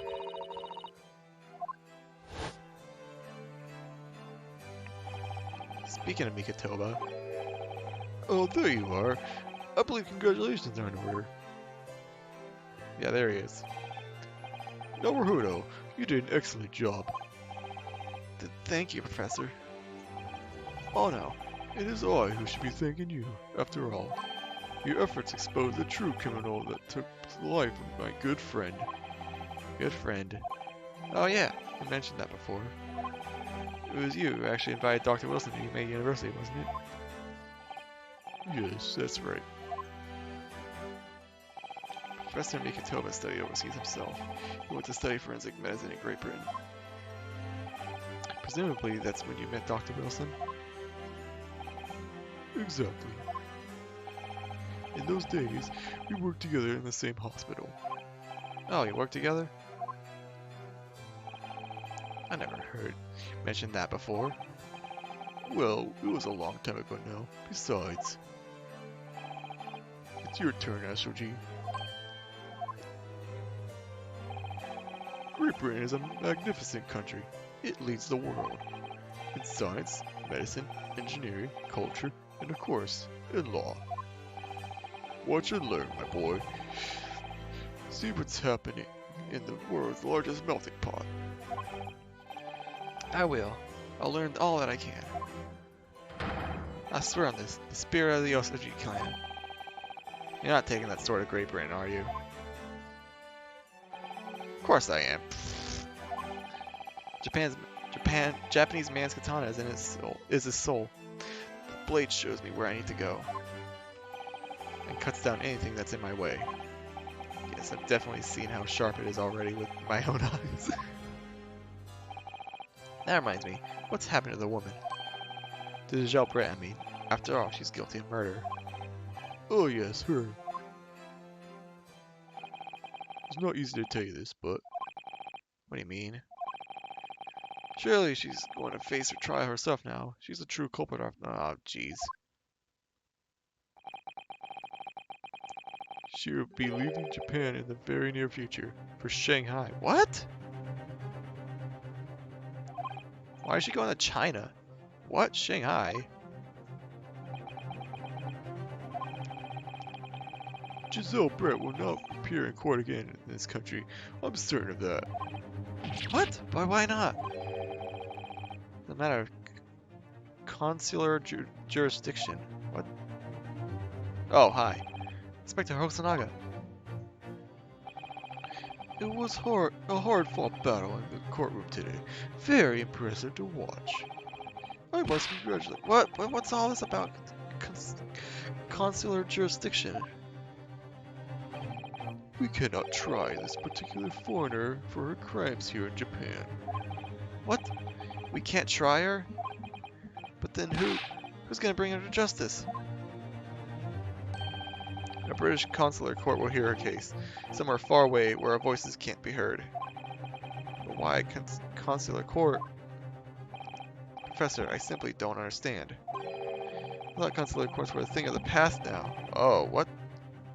Now that we've signed the friendship treaty. Yes, in normal circumstances, you're right. Then this is not a serious incident of high political nature to our respective governments. They can't invoke consular court just like that. Uh-oh. Oh, can't they? Yes, she's a student, but it doesn't justify a government making a secret agreement about her fate, does it? Something strange is going on. Ah, that's probably the plot of this game. So Miss Britt can't be held accountable for her actions here in Japan. That sucks. I'm afraid that for the young student,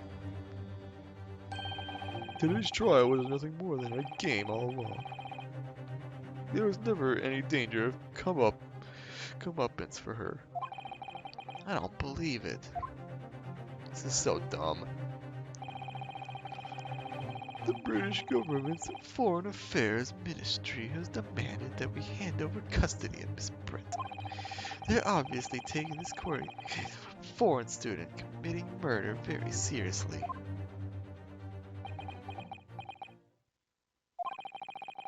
But it's all gonna change from now on. We can make it change. This is a time of great turmoil, a new era heralded by the start of the 20th century. One day, I have no doubt, that woman will receive the judgment she deserves. Yes, change is coming. We're the ones driving it.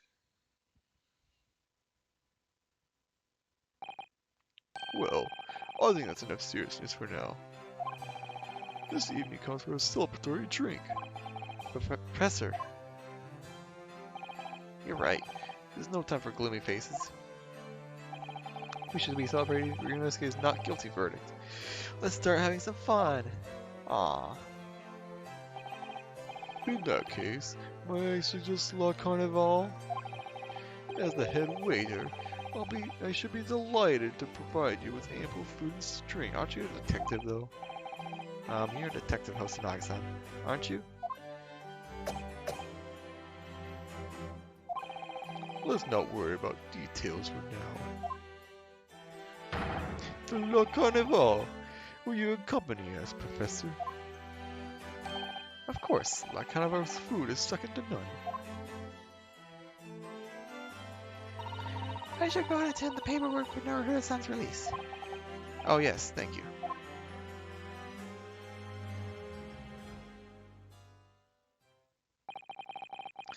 So Giselle Brent will be tried here. I suppose that means I'll never know. I'll never find out why she killed Dr. Wilson. Yeah, we didn't find out her motive. Kazuma. Yes, Ryunosuke? I just wanted to say thanks again. That's all. You really saved my skin today. I didn't do a thing. You were the lawyer in there, weren't you? That offense was all your own work. Your skills made a difference, though. One day, I bet you'll be the best lawyer in the world. I'm not so sure about that. To be honest, something kept occurring to me over and over again during that trial. I couldn't help thinking that maybe you're the one destined to become a great lawyer, not me. What? Come on, be serious. If I helped you today, it was only right at the very start of the trial. But you have a natural talent for it. Being a defense lawyer, I mean. Oh no, not me. All intense verbal combat. I never want to go through that ever again. I just did what you told me to do, that's all. I knew I could trust you. That's the point. Sorry? What do you mean? That's the point. Listen, Ryunosuke. Do you know what the most crucial weapon that any lawyer needs in order to win? Knowledge of the law?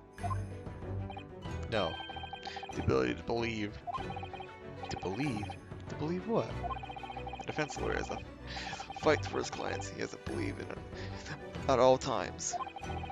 Like you believed in me when I said I didn't do it. I'm human, just like you. I don't have any superhuman abilities to know the truth. But you have to make a choice about what to believe in and stick to it when you're defending someone.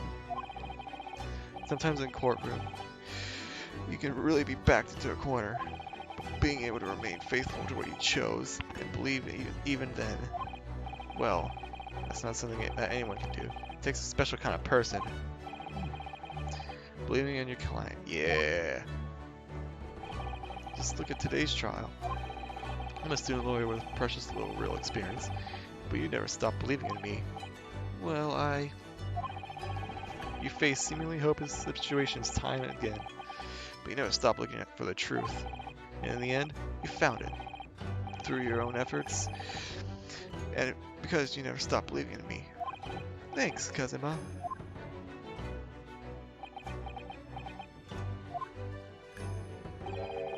There's something I want to ask you, actually, Ryunosuke. Well, it's a favor, really. Something very important to me. Sounds serious. What is? You're still here, aren't you? Oh, Inspector Osanaga. I've arranged some rickshaws for us. Let's go. Thank you. We'll be right there.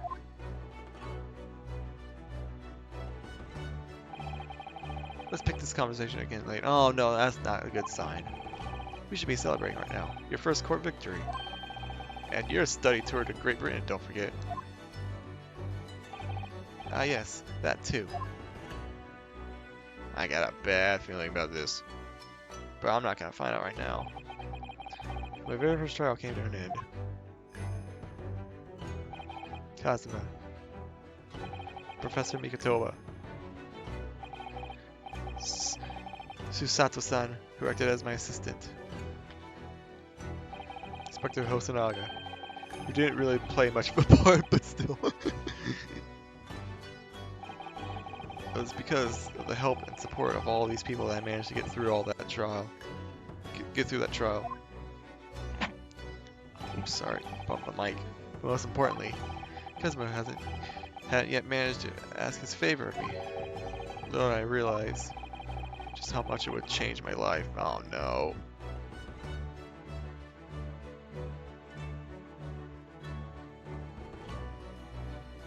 Oh.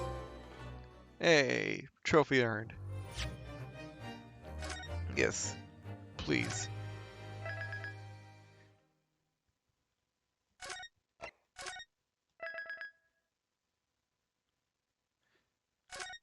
I